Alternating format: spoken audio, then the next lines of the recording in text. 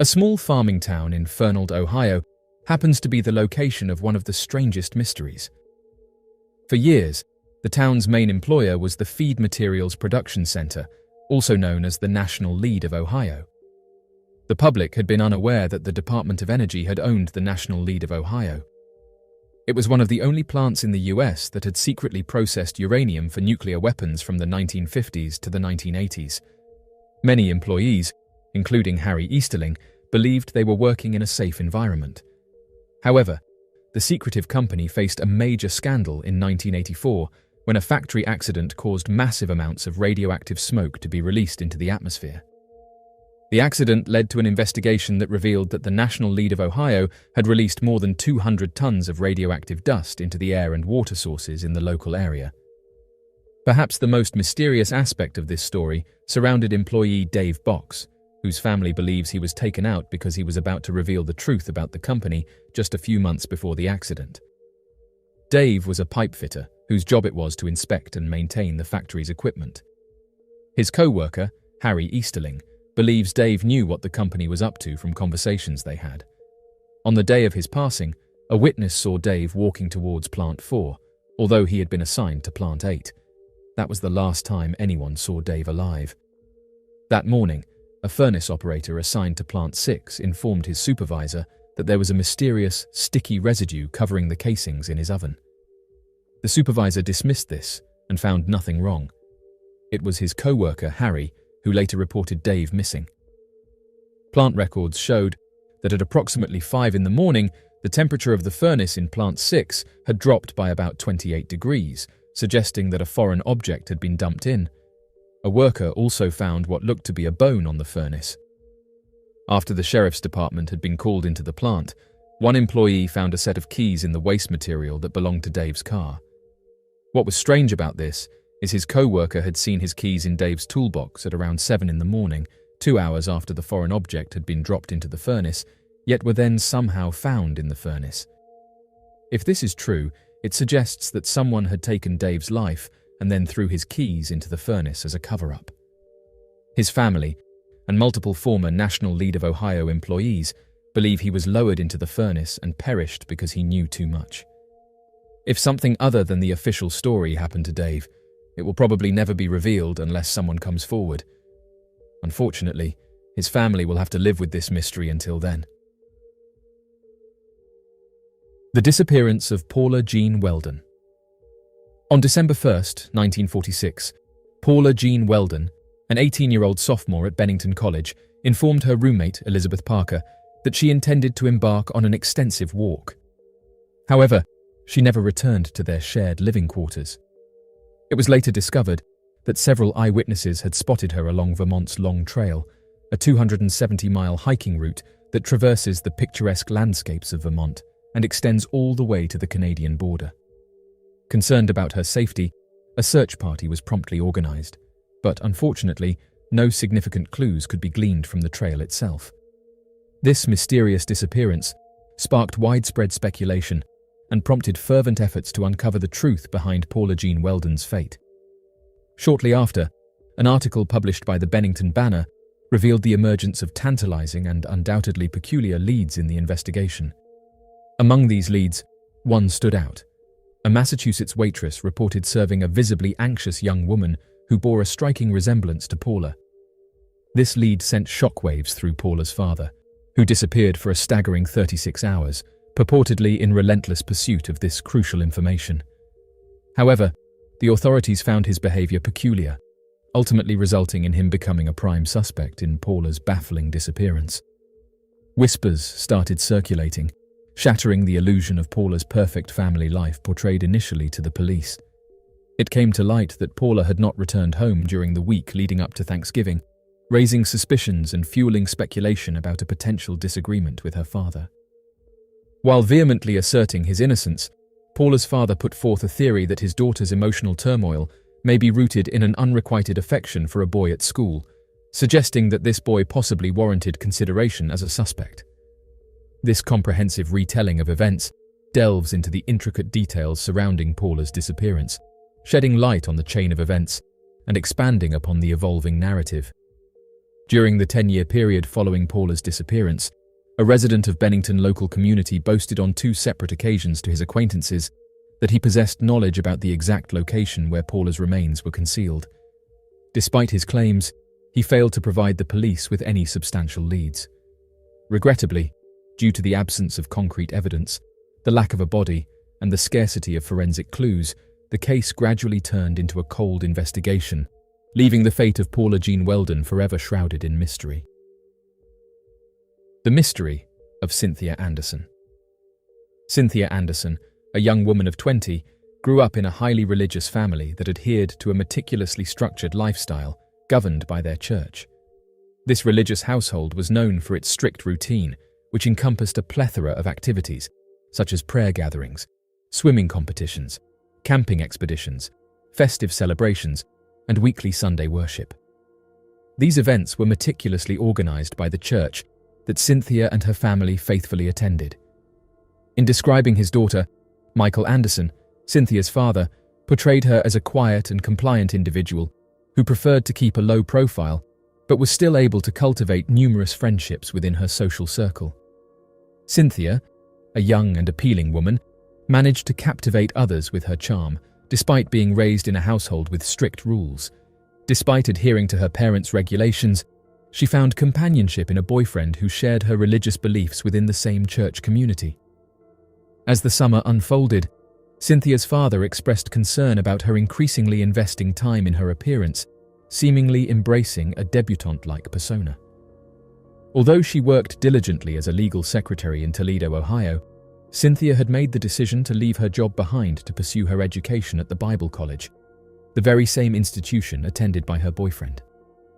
The anticipation of her final day at work grew, as her dedication to preparing for this new chapter in her life left her yearning for a fresh start. Last year, in a peculiar twist of events, a striking display caught Cynthia's attention from her desk. Positioned on a wall opposite her window, which was easily visible from the outside, was an intriguing graffiti that read, "I love you, Cindy," in bold, imposing letters, accompanied by a modest GW in the corner. Of notable importance was the fact that Cynthia was the solitary Cindy in the entire strip mall vicinity where this graffiti emerged. Its placement seemed intentionally orchestrated, designed to exclusively capture Cynthia's gaze. Nevertheless, a perplexing mystery remained as Cynthia found herself utterly clueless about the identity of the enigmatic GW. For 6 long months, this heartfelt inscription lingered on the wall, an enigmatic and thought-provoking tribute. Eventually, time took its toll, and the message was begrudgingly concealed. However, fate had other plans in store for Cynthia. As if scripted in a morose twist of fate, the message resurfaced, now boasting even larger and bolder letters. An ominous foreboding permeated the air, as if to suggest that the haunting graffiti was the mere tip of the iceberg for Cynthia's mounting troubles. In the summer of 1981, Cynthia found herself subjected to a distressing situation whereby she received a multitude of menacing phone calls from unidentified individuals. The explicit content of these messages instilled great fear within her, leading to a series of recurring nightmares where she envisioned herself being violently assaulted by an unknown man. The intensity of her anxiety grew to such an extent that her workplace took proactive measures to ensure her safety, including the installation of an emergency buzzer at her desk and the enforcement of strict office security protocols, such as keeping her doors locked at all times. Regrettably, despite these precautions, the ongoing harassment and intimidation persisted, leaving Cynthia in a constant state of vulnerability. On the morning of August 4th, 1981, Cynthia deviated from her usual routine by skipping breakfast and departing from her parents' house around 8:30 in the morning with the intention of heading to work. Arriving at the office, she was spotted as late as 9:45 in the morning, which suggests that she had indeed made it to her workplace. However, by the time her employer, James Rabbit, arrived at the office around lunchtime, an unsettling scene unfolded before his eyes. Despite the lights being on and the radio playing, there was no trace of Cynthia.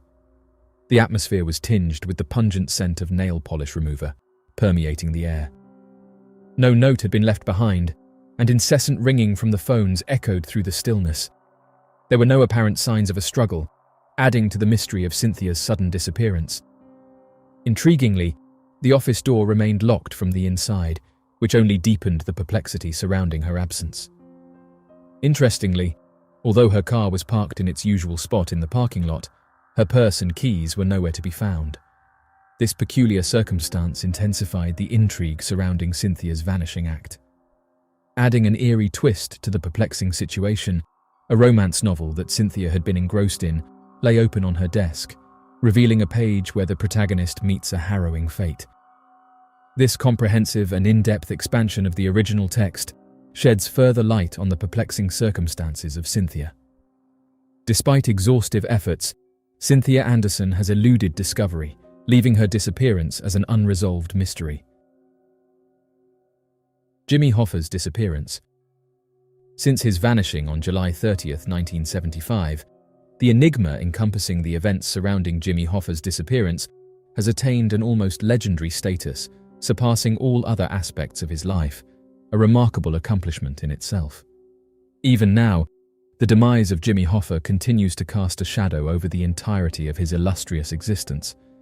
The perplexity of what transpired on that fateful day has captured the collective imagination, fostering a sense of intrigue and fascination that transcends time. Jimmy Hoffa, the former leader of the influential and morally compromised Teamsters Union, had gained widespread recognition even before his mysterious disappearance. The fact that he seemingly vanished without a trace was utterly unbelievable, highlighting the ease with which his existence was seemingly wiped from history. This astonishing situation has captivated the public's interest for decades, leaving them perplexed and demanding answers. Jimmy Hoffa, determined not to be overshadowed by anyone in terms of significance, even in his mysterious disappearance, it seems fitting that he would continue to be remembered as one of America's most renowned individuals who went missing. He ultimately became the symbol of those who crossed paths with organized crime during the 1970s, at least in the eyes of the public. Even after several decades have passed, we still find ourselves unable to resist the urge to speculate about the circumstances surrounding Jimmy Hoffa's demise and the truth behind his vanishing all those years ago. Through this enduring fascination, Hoffa's legacy continues to captivate our collective imagination. James Riddle Hoffa, who was born on February 14, 1913, was brought up in Detroit and considered it his lifelong home. During his teenage years, while working at a Kroger grocery store warehouse, Hoffa's exposure to low wages, oppressive supervisors, and the absence of job stability fueled a deep resentment among the employees. This was the catalyst for his foray into union organizing at a young age. In his quest to address these issues, Hoffa embarked on a path that would shape his future and cement his role as a prominent figure in the labor movement. Hoffa's early experiences laid the groundwork for his unwavering determination to fight for fair wages and improved working conditions. James R. Hoffa, a person with an approachable and courageous demeanor, showcased his exceptional leadership potential at an early stage of his career during a tumultuous wildcat strike involving warehouse workers. This strike not only brought about improved pay and working conditions for the workers, but also served as a defining moment for Hoffa. Recognizing his abilities, the Teamsters local swiftly recruited him as an organizer in 1932. Henceforth, Hoffa's life became intricately intertwined with the Teamsters, lasting for more than 5 decades. This enduring association became a substantial and defining aspect of Hoffa's personal and professional journey, outlining his unwavering dedication to the labor movement. Throughout his extensive tenure in the Teamsters, James R. Hoffa emerged as an iconic figure, serving as the organization's most prominent public representative. With a fervent and combative approach, Hoffa passionately advocated for the rights of American trade unions. His captivating televised clashes with Senator Robert Kennedy during a Senate committee inquiry into corruption within the nation's labor unions propelled Hoffa into the spotlight and etched his name into the consciousness of everyday Americans.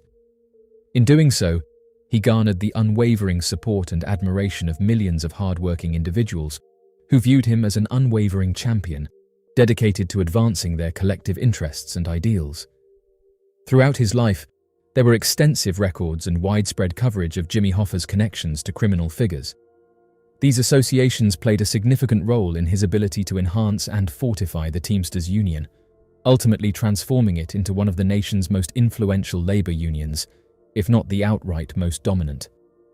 The depth and breadth of Hoffa's relationship with organized crime enabled him to amass considerable power and influence within the Teamsters, shaping the course of union affairs and exerting a formidable presence in the labor landscape of the United States.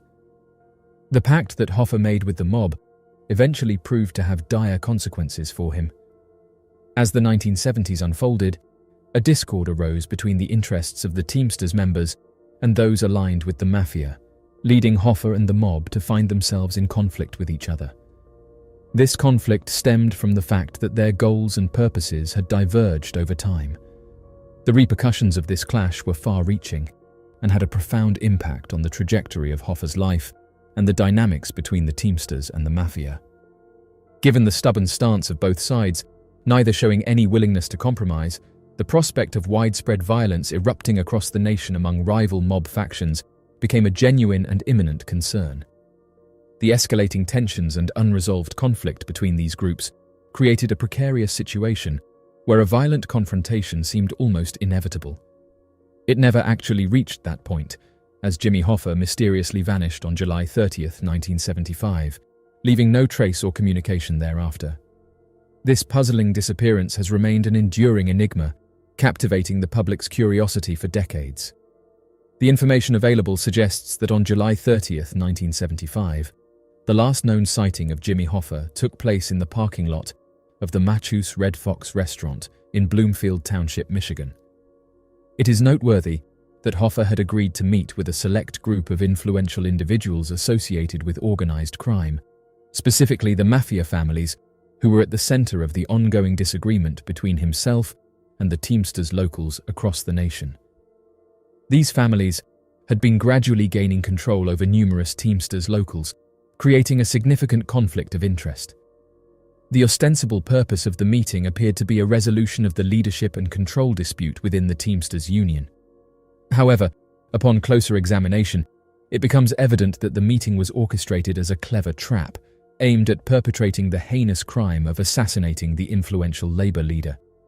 Despite the prevailing belief that Jimmy Hoffa met his demise at the hands of a mob assassin, his remains have eluded discovery thus far.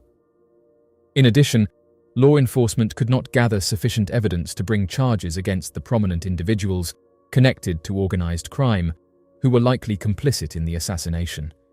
Consequently, this case has remained an unsolved investigation over the years, even though Jimmy Hoffa was officially declared deceased in 1982.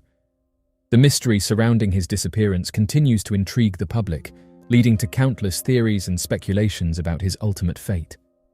The truth of the matter remains elusive when it comes to the fate of the notorious labor leader, and despite numerous attempts at forensic investigation, a definitive explanation of what truly befell him has yet to surface. Nevertheless, speculations surrounding the demise of Jimmy Hoffa are numerous, some of which are widely recognized and filled with macabre details that never fail to captivate the public's enduring fascination. One of the most widely recognized and long-standing theories surrounding the mysterious disappearance of Jimmy Hoffa suggests that he was subjected to a brutal fate. According to this theory, he was allegedly fired at, and his remains were then frozen. To conceal the evidence, it is believed that his body was buried within the cement foundation of Giants Stadium. The account of Jimmy Hoffa's demise initially became widely known in 1989, when Donald Francos granted an interview.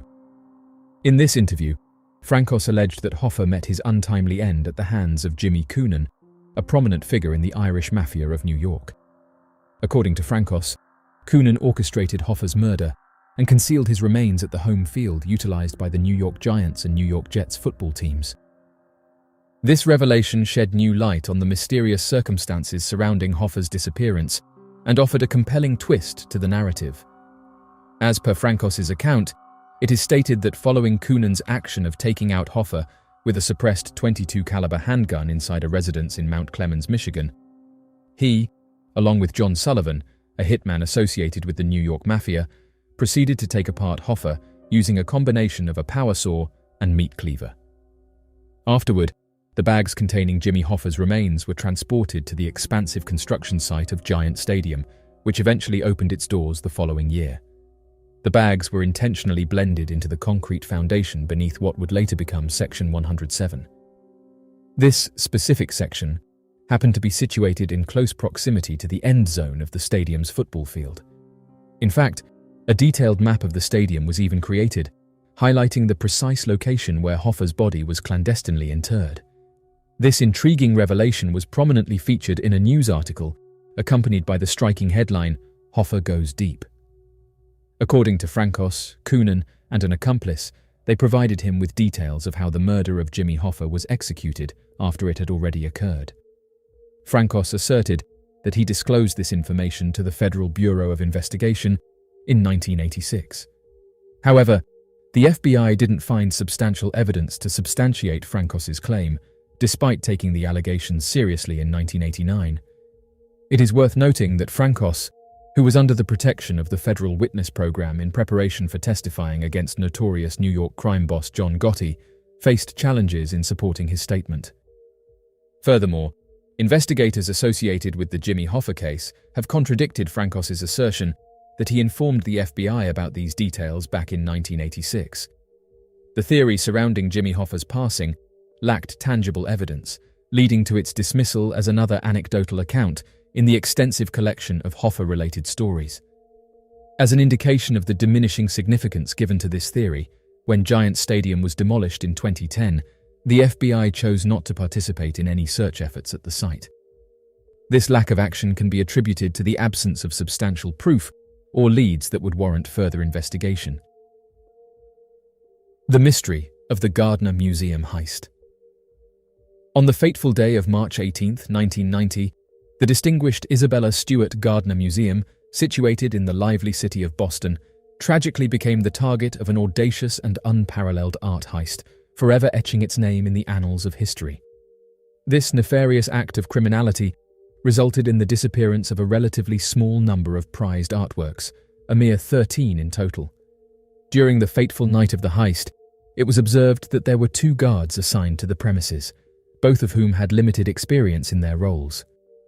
One of these guards, who goes by the name Richard E. Abath, had an interesting background that involved dropping out of music school and being a member of a rock band. He openly admitted that on numerous occasions, after performing with his band, he would arrive at work under the influence. However, he vehemently insisted that on the night of the robbery, he was completely sober and free from any impairments. In the early hours of the morning, precisely at 12:54, an unexpected occurrence disrupted the tranquility of the museum as a fire alarm abruptly rang out, originating from the 3rd floor. Acting promptly, Abath, the vigilant security personnel, promptly went to investigate the situation, only to discover that there was no sign of any fire hazard or smoke. The nature of this incident, and its potential connections to the nefarious intentions of the thieves, remained shrouded in uncertainty. Approximately half an hour later, precisely at 1:24 in the morning, a peculiar incident unfolded that further intensified the intrigue surrounding the museum. 2 individuals, skillfully disguising themselves as Boston police officers, appeared at the security desk where Abath was diligently stationed, buzzing for attention. Claiming to be responding to a disturbance call, they forcefully demanded entry into the premises. The security guard at the museum, against museum protocol, allowed the 2 men to enter through the employee entrance. As they approached Abath, who was stationed behind the desk, one of them recognized him and falsely claimed that there was a warrant out for his arrest. Deceived by this information, Abath was coerced to step away from his control desk, which held the vital silent alarm button. Subsequently, he was instructed to face the wall and subsequently handcuffed. Another guard appeared and was similarly apprehended. When the perplexed second guard questioned the reason for his arrest, one of the men clarified that this was not an arrest, but a planned robbery. They explicitly warned both guards against causing any trouble, assuring that their cooperation would guarantee their safety. Approximately 81 minutes elapsed before the culprits successfully absconded with a collection of 13 invaluable masterpieces. Not stopping there, they cunningly acquired a petite yet significant self-portrait etching by Rembrandt, which had been discreetly affixed to the side of a chest. Today, the Isabella Stewart Gardner Museum bears witness to empty frames, purposefully left as a poignant reminder of the stolen artistic treasures. As of now, the elusive thieves have managed to evade capture, and the whereabouts of these exceptional masterpieces remain shrouded in mystery. Eager to recover their invaluable possessions, the museum has offered an astounding $10 million reward to anyone who can provide credible information leading to their retrieval. Why were medieval knights depicted fighting snails? The hand-drawn illustrations discovered in the borders of ancient texts can be just as captivating as the texts themselves. A notable instance of this is the bizarre and recurrent depiction of knights engaging in battles against snails. During the period spanning from the late 13th century to the 15th century, depictions of knights engaging in combat with snails can be found in various unexpected contexts throughout medieval literature. These images provide intriguing glimpses into the perceptions and beliefs of medieval society regarding the world they inhabited. During the late 13th century, around 1290, depictions of knights battling snails began to appear in illuminated manuscripts from North France. Subsequently, these illustrations also surfaced in Flemish and English manuscripts, albeit with slightly less frequency. Surprisingly, these drawings of snails often seem to have no connection to the nearby illustrations or written content. In various French folktale manuscripts, doodles frequently portrayed a knight armed and facing off against a snail, whose horns were elongated and resembled arrows. The illustrations depicted the knights wielding a range of weapons, such as sticks, maces, flails, axes, swords, and even forks. Snail attackers are predominantly male warriors, but there is a solitary recorded case of a female challenging a snail armed with a spear and shield. As these sketches depicting snail battles gained popularity in manuscripts, they became an established feature of medieval imagery. Subsequently, they extended their influence to various aspects of medieval society. The decorative carvings found on Lyon Cathedral's main entrance in France, dating back to around 1310, provide an intriguing glimpse into medieval art. Among these carvings, there is a depiction of a knight facing off against a snail, as well as another scene featuring a man brandishing an axe at a snail-like creature with a human head. These intricate panels serve as a testament to the artistic intricacy and creativity prevalent during that time period. Throughout their journeys across different countries, the motif of knights fighting against snails remained relatively consistent, indicating the possibility of a deeper underlying significance. During the medieval era, the reasons behind the widespread popularity of depictions featuring battles between snails and knights remain uncertain. However, one hypothesis suggests that these illustrations serve to inject humor into otherwise monotonous and serious texts. Numerous doodles depict knights relinquishing their swords or humbly kneeling before their small-shelled adversaries, thereby enhancing the satirical undertones. Additionally, there are several illustrations featuring women imploring knights to refrain from engaging the formidable creatures. Snails were acknowledged during the medieval era for their exceptional strength, as they possessed the ability to transport their dwellings on their backs. Consequently, encountering a snail could serve as a trial to assess an individual's physical resilience and psychological toughness. The snail, which was once seen as a symbol of false bravery, now faces the threat of being pursued and eliminated as a way to demonstrate power and valor. During the 1300s, just like other subjects depicted in illuminated manuscripts, the representation of the snail and knight gradually declined and became less popular over time. Interestingly, there was a temporary resurgence of interest in the snail and knight duo towards the late 15th century in medieval manuscripts. A discovered 1.8 billion-year-old nuclear reactor.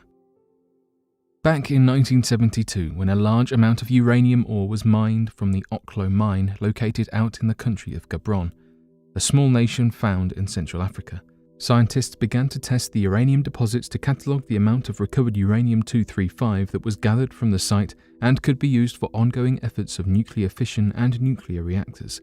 Unfortunately, they quickly realized that a substantial amount of uranium-235 was missing from the ore deposits, as uranium-235 naturally forms a solid concentration of 0.072%, but found a significant amount lacking from the mined minerals.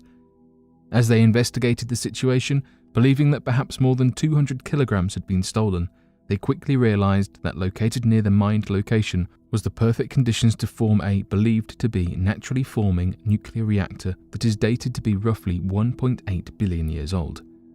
Scientists claim that the uranium ore was used up when a naturally formed cavern using groundwater to help stabilize the nuclear reaction was discovered underground. Theorists, however, have an alternative explanation. Given the fact that the specifications required to form a naturally made nuclear reactor require specific storage of the uranium-235, the continued influx of water and a number of steps to prevent the compounds from becoming superheated, it is believed that the location is not naturally formed and rather the use of a primitive nuclear reactor by time-traveling humans needed to create a substantial amount of energy. Today, the claim is widely debated as one of the key pieces of evidence of time-traveling humans and their influence on the past. Andrew Basiago claims the US sent him on time travels. Our next mysterious individual is none other than an attorney who claims he was part of a time travel program as a child. Andrew Basiago has been publicly claiming that he participated in Project Pegasus from the ages of 7 to 12. The secret project was said to be run by the government and it worked on teleportation and time travel. Basiago explains that they were training children among adults to test the mental and physical effects of time travel on both children and adults. He claims that children were at an advantage to adults because they could adapt to the moving between the past, present and future much more easily than adults could. Ever since publicly announcing his so-called experience with time travel, there have been many skeptics. Many physicists, such as Hong Kong's Sheng Wang Du, had stated that time travel is impossible at this time because nothing can move faster than the speed of light. With that being said, there have been some claims that support Basiago's story, such as that of Alfred Webre, who is a lawyer that specializes in exopolitics.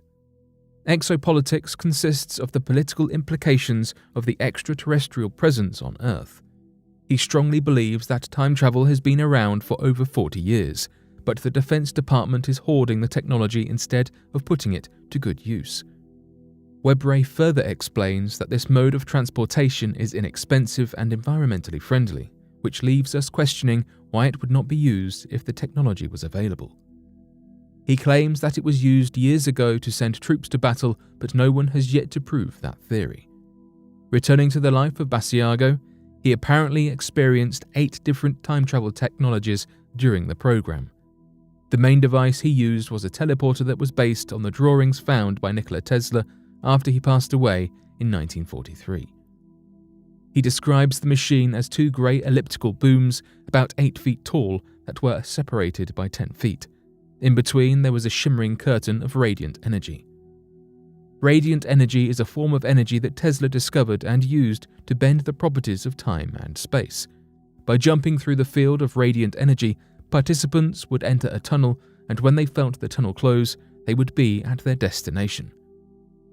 He said it felt as if they were moving very quickly, or not at all. With so much to say about time travel, Basiago must have had some proof to go along with it.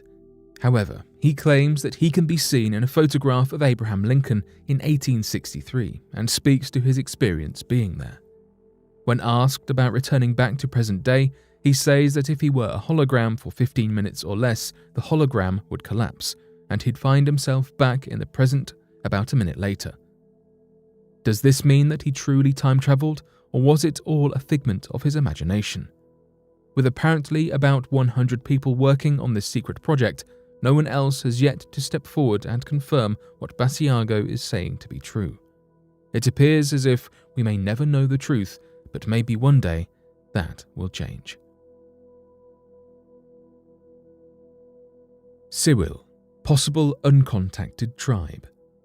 Cyril are considered to be a race of wild humanoids, a species that closely resembles humankind but with notable significant differences. Thought to be similar to known humanoid species in Indonesia, Cyril lives in the jungles of Java, also in Indonesia, mostly surrounding Wroe Bechtel National Park. Cyril is derived from the Japanese word meaning little, so it should come as no surprise that the distinctive differences between the human race and Cyril tribe is size. A physical account of the Sybil tribe describes them as reaching less than a meter in height, travelling unclothed and in groups, with a fair amount of body hair and hair that reaches to their shoulders. These humanoids often frequent areas surrounding water in order to access seafood such as fish, crab and shrimp, which we believe composes the main basis of their diet. Fishing often takes place using handcrafted tools such as spears, as well as small bags in order to carry their food and supplies. While us humans appear keen to interact and increase our sightings, the Sybil tribe have been known, so far, to run from humans or jump in order to flee from us. These humanoids have a reputation for their agility, being able to jump to both impressive heights and lengths when you consider their relative height. What makes these humanoids unique is how advanced they appear to be. The tribe seems to be remarkably close to human life, like ourselves. Sybil live and function as part of a community, and their relatively advanced tools indicate a higher intelligence than other known humanoid tribes. For example, the Orang Pendek tribe is referred to as being similar to small gorillas, and the Ibu Gogo having a close resemblance to orangutans. Heri Budi Ermawan, a municipal council member, explored the jungles of Java to aim to find the Sybil. He saw them, but, in keeping with expectations, the men ran. Strangely, when Ermawan took some covert photos from a distance, the photos were developed to reveal only background, with the Sybil tribe members being absent from the frame. Anang Retano ventured with the mysterious tracks team in order to find the Sybil people in 2011, and they saw tracks they had left. Retano discovered some tracks along the estuary of the Nangalang River, with the length from toe to ankle reaching just 9.2 centimeters and only 2 centimeters in width. Video footage was retrieved in which 3 men can be seen to run into the jungle. The video suggested the Sybil tribe make a phonetic sound likened to a monkey. For now, we remain unable to contact this tribe, though hopefully this can change in the near future.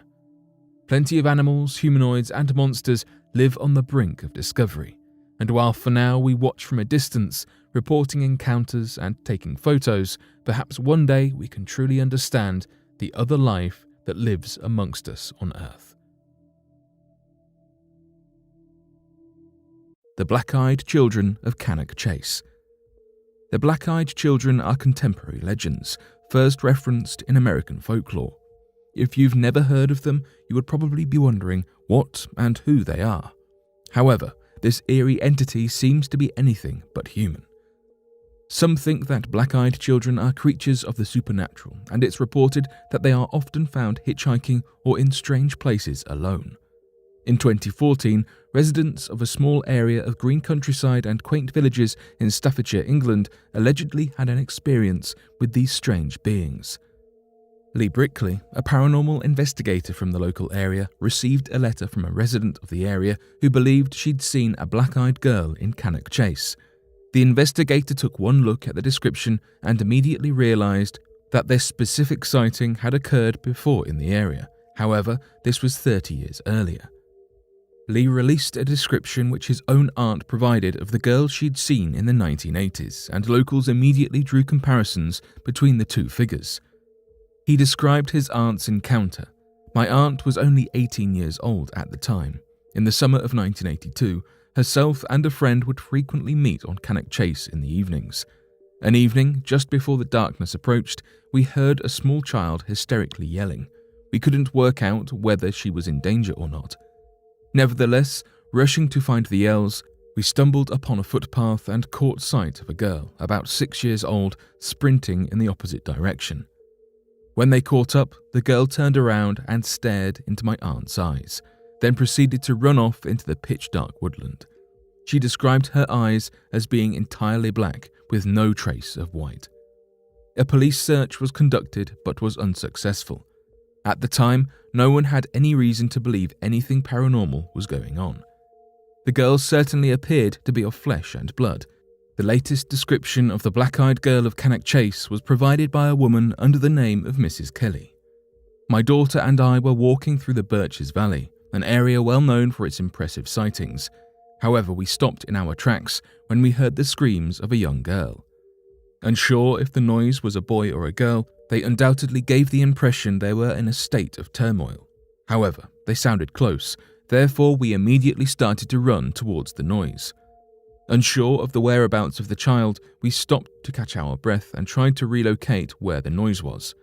That's when I turned around and saw a girl stood behind me, no older than 10 years old. She had her hands over her eyes, like she was scared or hiding something. I asked if she had been the one shouting. She then put her arms by her sides and opened her eyes. That's when I saw they were completely black. It was like looking into the state of nothingness. I jumped back and grabbed my daughter. I blinked and the child was gone. It was strange and bizarre. Lee Brickley, the investigator, believes that black-eyed children, like those found in Cannock Chase, are actually demonic beings and exist for evil purposes. He also recognizes that, of many of the sightings of black-eyed children, it seems as if the creatures are leading others towards some sort of danger. One thing has been recognized. The Cannock Chase sightings are the only sightings that occur during the daytime. Whether these sightings are false or actually credible, we do not know. However, you definitely wouldn't want to stumble across a black-eyed child at any time of day. The disappearance of George Smith. George Allen Smith was on board the Royal Caribbean International cruise ship Brilliance of the Seas with his wife Jennifer, both celebrating their honeymoon, having married in Connecticut just 10 days previously. They were a young couple in their 20s and adamant their marriage would get off to a luxurious start, and one where they could continue to party and celebrate their marriage vows. The newlyweds boarded at Barcelona on Wednesday the 29th of June 2005, and the cruise was due to stop in Greece, France, Turkey and Italy, amongst other stunning locations along the way. By all accounts, George and Jennifer appeared to be having a wonderful time in those first few days of their honeymoon. After dinner on the evening of July the 4th, the couple continued their night with drinks at the ship's disco. George noticed his wife flirting with a man on the dance floor and attempted to intervene. The couple were last seen together when a fiery argument broke out between them, culminating in Jennifer kicking her new husband in the groin and storming out of the disco. The next day, a 16-year-old girl stepped onto her balcony looking to take photos of the spectacular sunrise. Instead, she was greeted with something far more sinister on the overhang of the lifeboats, a huge blood stain on the lifeboat canopy. Security quickly determined that the only people unaccounted for were the Smiths, and moved to find out where they were. Jennifer was found having a massage. She had no memory of what had happened after the casino and awoke in their cabin with no sign of George. She assumed he had gone to sleep in another room, something he had done before. Further searches of the ship revealed no clues as to George's whereabouts. However, bloodstains were found in his cabin as well as on the side of the ship. Foul play was suspected, and the FBI were brought on board to start their own investigations. The matter was referred to the Mafia Division of the FBI with an initial theory that this was a robbery gone bad, with the unfortunate newlywed subsequently thrown from his room over the side of the ship and into the watery depths below. Indeed, Smith's family, citing accounts of other men with him in his cabin and the sounds of arguing before a thud, was heard between 4 and 5 a.m. When detectives believed Jennifer had returned to their room, said they believe he was murdered. The FBI investigated for 10 years before telling the family they couldn't prove his death was a homicide and not an accident, a decision that outraged and disgusted Smith's relatives. His body was never found. Cindy Song. Kyung-Yong Cindy Song was a senior college student at Pennsylvania State University when she went missing. On Halloween of 2001, she attended a costume party with 2 of her friends dressed as a bunny. The 3 stayed at the party until 2 a.m., stopping at a friend's house to play video games before going home. At 4 a.m., Cindy's friends dropped her off at her apartment. She was never seen again after that. Upon conducting a search of her apartment, it was confirmed that there was no sign of forced entry or struggle. Her school backpack and mobile phone were all found in the apartment. Her purse, containing credit cards and her driver's license, however, was missing. Police believed Song was still wearing her costume when she left the apartment because it, too, was not found. A phone analysis was conducted, revealing no inbound or outbound calls, messages, or emails, adding to the confusion and lack of evidence leading to any suspects. Tickets to a concert and a printed receipt for a computer were both found in her apartment, providing evidence that she was making future plans that did not involve running away or disappearing. According to her friends and family, there was no evidence that Song was depressed, unhappy, or intending to run away. She was always considered upbeat, friendly, and outgoing, including on the night that she vanished. The surrounding wooded areas were also searched but revealed nothing linked to the case. It is thought that while on her way to a 24-hour supermarket, Song was abducted either on the way or at the location. Others believe that she may have left her apartment with someone close to her that she trusted, and her life was taken. Adding to the mystery and confusion, a woman of a similar description was later seen being forced into a car by a man in Philadelphia, 200 miles away from her apartment. It was reported that she was screaming and resisting, crying for help, but finding none. The man remains a possible suspect, although police do not know who he is. The man has still not been found. A few more suspects were discovered about 2 years later, in 2003, including Hugo Selensky.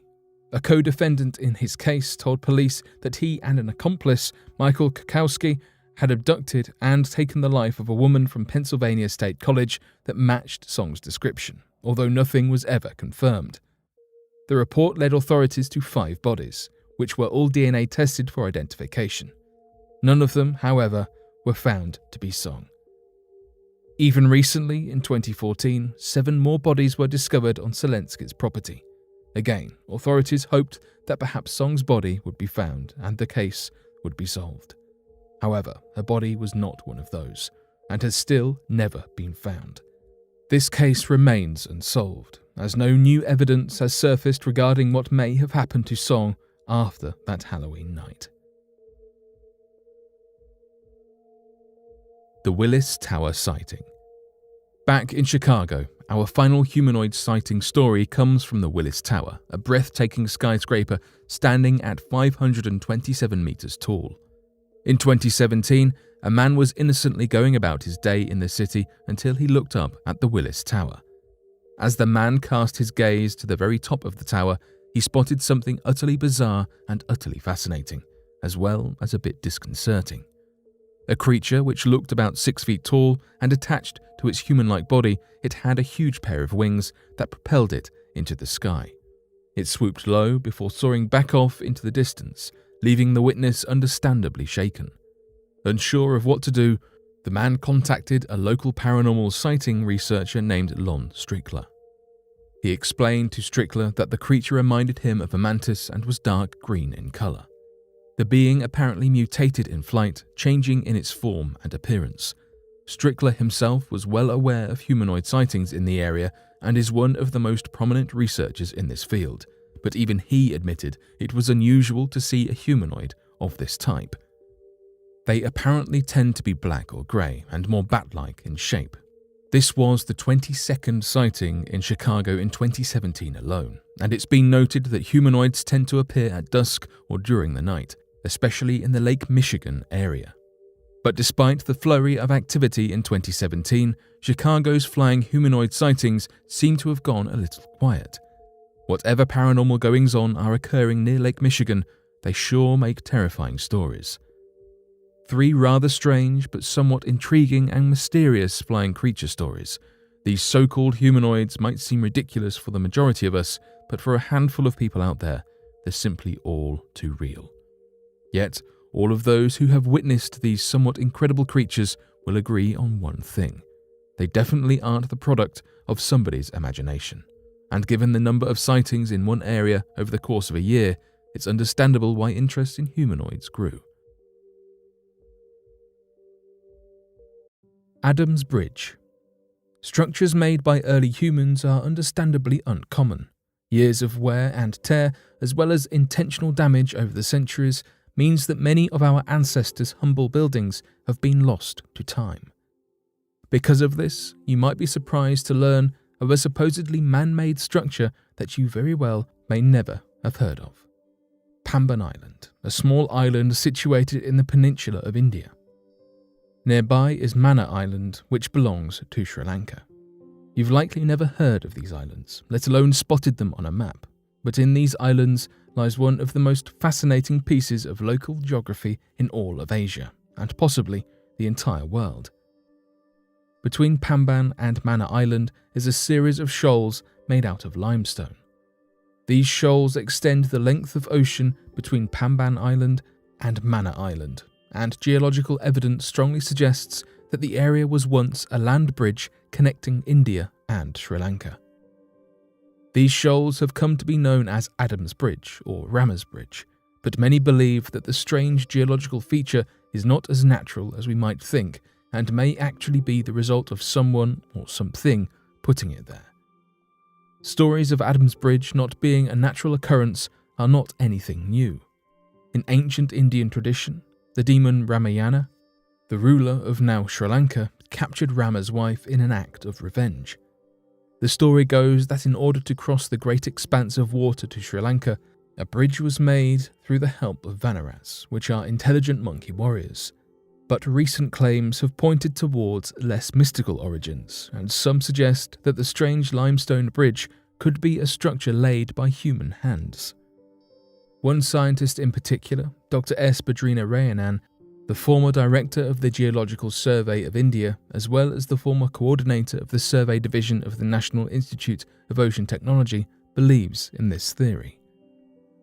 Dr. Badrina Rayanan reportedly made an investigation on Rama's Bridge and now believes with certainty that the location is not a natural formation, but one made with human intervention. Alongside his team, Badrina Rayanan surveyed the bridge with the use of boreholes, drilling a total of 10 along its length. The findings of the investigation have led Dr. Badrina Rayanan, amongst others, to believe that a natural formation of the bridge is impossible. This is due to the claim that the team found a consistent layer of materials roughly 6 meters below the surface. This layer was made of sandstone, corals, and boulder formations. Surprised by the find, a group of divers later went to examine the underwater conditions of the bridge. The boulders observed from above were found to be atypical to that which is normally found in ocean waters, and were later found to have originated on either the Indian or Sri Lankan side of the large causeway.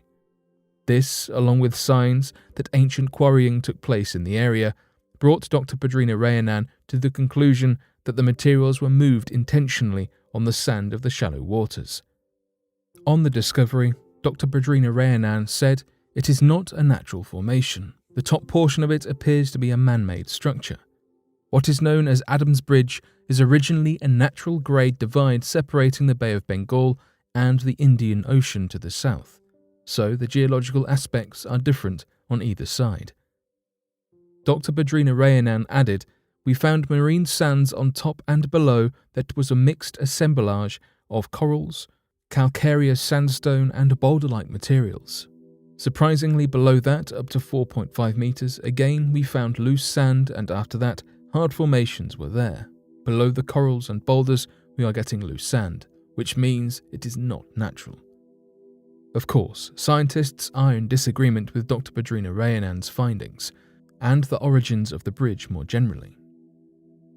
Savrat Kher, a geology expert with a focus in marine geological formations, firmly disagrees with the man-made hypothesis. In his own words, "During the Pleistocene Ice Age period, glacial buildup and melting forced fluctuations in sea level by tens of meters, setting up the conditions for several episodes of coral reef and sand shoal formation. During periods of large sea level drops in the Pleistocene, there would have been a land connection between India and Sri Lanka." What do you think? Could this land bridge simply be a natural phenomenon, or is the evidence for human intervention just too much to ignore? The Firefighter and the Ghost. From the native Indians who settled on the plains to the unstoppable machine that was westward expansion, states such as Indiana have a rich history. Whilst aesthetically stunning, some consider Indiana rightly or wrongly to be a little, forgotten. Although this assumption is not exactly true, something that is undisputable is that the state has had its fair share of terrifying supernatural encounters. Much of the superstition in Indiana is based on folklore, and in the town of Gary, a belief in the paranormal perhaps now runs a little deeper after a spine-chilling event that took place in 2015. An abandoned and dilapidated town, Gary's population is small and crime rates are high. As such, old buildings are prone to setting ablaze, and the city's fire brigade are often busy. But one call-out to battle a small wooden shack that had caught fire was one that the firefighter in question will likely never forget. After taking a few photographs of the blaze for training purposes before posting the pictures on Facebook, the firefighter's family spotted something strange in the window of the fiery abode. Standing in the flames was the horrifying figure of a man dressed in black. The bizarre thing was that the house was known to be long empty, and the firefighters had not heard any signs of distress coming from the building as they put out the fire. As such, residents of Gary came to the only conclusion that they thought fitted the strange event, that the malevolent man in black could only be something from another world, namely a ghost or spirit of some sort. Of course, this cannot be verified, but in a town that has been largely abandoned, even the strangest things are not out of the realms of possibility. Eerie note mother of 3 scrawled after seeing heaven. Tina Hines awoke after passing away for 27 minutes and immediately reached for a notepad to scrawl a shocking message to her loved ones. It's real. The mother of 3 had always been healthy and was preparing for a hike with her husband Brian near her home in Phoenix, Arizona, just moments before suffering a sudden cardiac arrest. Brian saw his wife drop to the ground and watched her in sheer panic as she turned a gruesome purple. He immediately called for emergency personnel and started giving her CPR, he stated. The mother of 3 was momentarily revived twice by Brian before paramedics arrived and took over. In the harrowing ambulance ride and at the emergency room, Tina continued to flutter between losing her life and being alive. She was resuscitated 6 times before stabilizing in the hospital. When she finally returned to consciousness, she was intubated and unable to speak. However, she had a message to tell, and it was not going to wait. As soon as she could, Tina gestured for something to write with so she could scribble a telling message. It's real. When her loved ones read this message, they asked her what was real. The still intubated Tina simply nodded upward. She says that she saw heaven that day. It was so real, the colours were so vibrant, Tina said. She described seeing Jesus standing before black gates on the backdrop of a bright, glowing yellow light. Tina is grateful to be alive today to share her story. About 90% of people who suffer sudden cardiac arrest do not live to tell the story. But her husband's quick reactions and immediate CPR truly made the difference. Survival rates for cardiac arrest increase dramatically when a bystander can quickly administer CPR. This boosts rates of survival from a grim 10% to nearly 45%. Tina is the perfect example of this unpredictability as someone with no history of heart or other serious health problems. Anyone can experience an unexpected glitch in the electrical system that keeps the heart's rhythm, stopping it in its tracks. This brutal fate takes over 356,000 lives a year in the United States. The vast majority of victims have no memory of their technical passing over, but 10 to 20% have a visual or sensory near passing over experience, according to various studies on this. This phenomenon has been the focus of study for many scientists, and research has begun to unveil the explanation of what is happening in the brain when the heart stops. Once the heart stops beating, blood will eventually stop flowing to the brain. But in the immediate aftermath of sudden cardiac arrest, something unique seems to happen, according to a small 2013 University of Michigan study on rats. When researchers induced cardiac arrest in 9 animals, they observed an unexplained burst in brain activity in the moments that would normally precede their passover. This was not just any activity either. It was observed that in a dying brain they saw a widespread, transient surge of highly synchronized brain activity that had features associated with a highly aroused brain. In other words, the final moments of life, the brain becomes hyperactive and behaves as if it is very much alive, with deeply complex thoughts. They suspect that this burst of surprisingly organized, likely conscious brain activity may be the root cause as to how people experience visions just before they depart from life. Furthermore, religious people are more likely to see heaven during these NDEs than non-religious people. For Tina and her family, the evidence is clear. Heaven is a real place. Tina's niece, Maddie Johnson, even got her aunt's message tattooed on her wrist to remind her of this life-changing moment. Canadian police investigate after 14th human foot washes up on coastline. If you are familiar with unsolved mysteries and true crime stories, you might just have heard of the strange phenomenon of human feet washing up on coastlines around Canada's British Columbia. To make the story even stranger, these feet were all wearing running shoes, and some of the bodies have never, ever been found. This instance is actually the 14th such occurrence of feet washing ashore. The Royal Canadian Mounted Police made the discovery of the 14th foot, but the pattern first emerged in 2007 and has yet to be solved. This particular foot was discovered on Gabriola Island in the Strait of Georgia. According to the report by the Royal Canadian Mounted Police, a man was walking on the island's beach before noticing a strange object. It looked like a foot inside a hiking boot, which had become stuck inside a log jam, which is where a large number of logs blocks a flow of water. Some theorists have suggested that the feet are the result of accidents at sea, such as shipwrecks or plane crashes. Another explanation is natural disasters, such as tsunamis. Another, more sinister theory is that it could be the work of organized crime groups or even the plot of a serial attacker. Some people have attempted to play pranks on law enforcement by adding phony shoes with fake human bones. "We've had people put dog-foot skeletons in runners and leave them on the beach," said Barb McClintock of the province's coroner's office, and somebody even used some old chicken bones. McClintock suggested that the reason why all of the feet are wearing running shoes is because the light, buoyant nature of the shoes allows the feet to float on the water's surface. It also acts as a layer of protection from decomposition. A previous foot was found in a similar fashion on Vancouver Island. In December 2017, a dog walker found a shoe tangled in seaweed after his dog led him to it. That specific foot was identified as belonging to a 79-year-old man from Washington State, United States.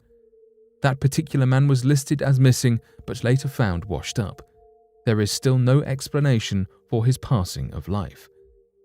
Despite the spooky circumstances, the British Columbia Coroner's Office does not believe the feet are related to anything untoward.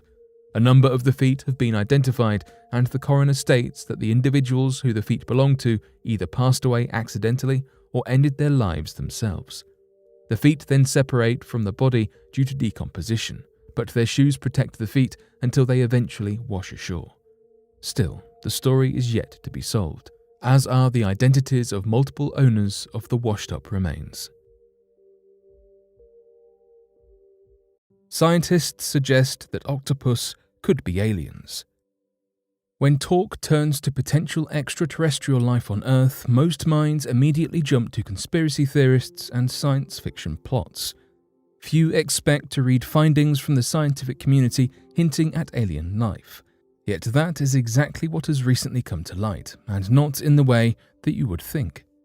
A scientific paper published in 2018 in the journal Progress in Biophysics and Molecular Biology attempts to explain the origins of life on Earth and makes some startling hypotheses about the octopus, suggesting that the unusual creature possesses a genome that may have gotten its start from somewhere outside of Earth. When studying the development of species, the octopus presents a unique set of problems, which is what has prompted scientists to look beyond Earth for answers.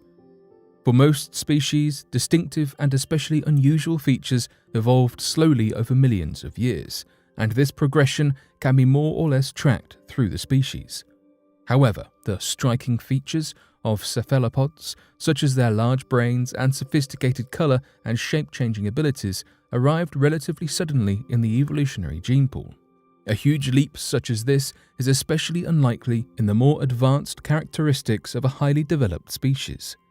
These traits burst onto the scene hundreds of millions of years ago in what is known as the Cambrian explosion, where several modern-day animal groups suddenly began to exist in a form recognizable today.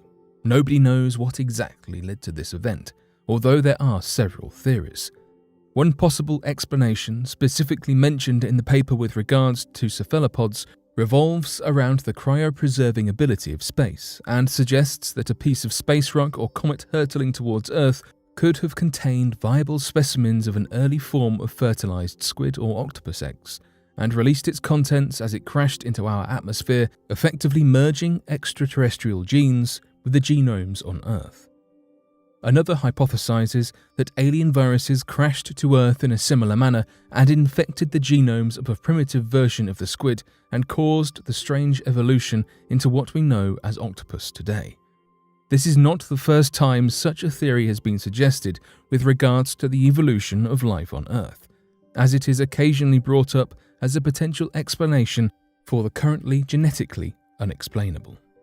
However, such a theory rests entirely upon the assumption that life does exist elsewhere in the cosmos and that these life forms could have been transported across the vastness of space on a comet until they reached Earth. Understandably, hypotheses of this nature are impossible to prove and will likely remain just a hypothesis for the years to come. But the idea that we could be sharing our planet with creatures evolved from extraterrestrials is fascinating. The mysterious case of Ray Gricar. Ray Frank Gricar, an American attorney, held the position of district attorney in Center County, Pennsylvania, from 1985 that ended in 2005. On April 15, 2005, Gricar disappeared under circumstances that remain unknown and no communication has been received since then. Gricar contacted Fornicola on April 15, 2005, to notify her that he was entering the Brush Valley region located northeast of Center Hall. Following Gricar's failure to return home, Fornicola reported him missing late that evening. The next day, investigators located Gricar's crimson Mini Cooper in the parking lot of a local antique store in Lewisburg. The vehicle housed his county-issued mobile phone, but it did not include his laptop computer, keys, or personal wallet. Investigators found no indications of malicious intent. According to police and family members, the vehicle's position, next to two bridges across the Susquehanna River, had resemblances to the placement of Gricar's older brother Roy's vehicle when he took his own life in 1996. Subsequent to the identification of Gricar's vehicle, officials conducted a thorough search of the river and its banks, but were unable to locate any trace of him. Law enforcement officials also saw that the conduct of a sniffer dog in the vicinity of Gricar's vehicle indicated a possibility of his entering another vehicle with another individual.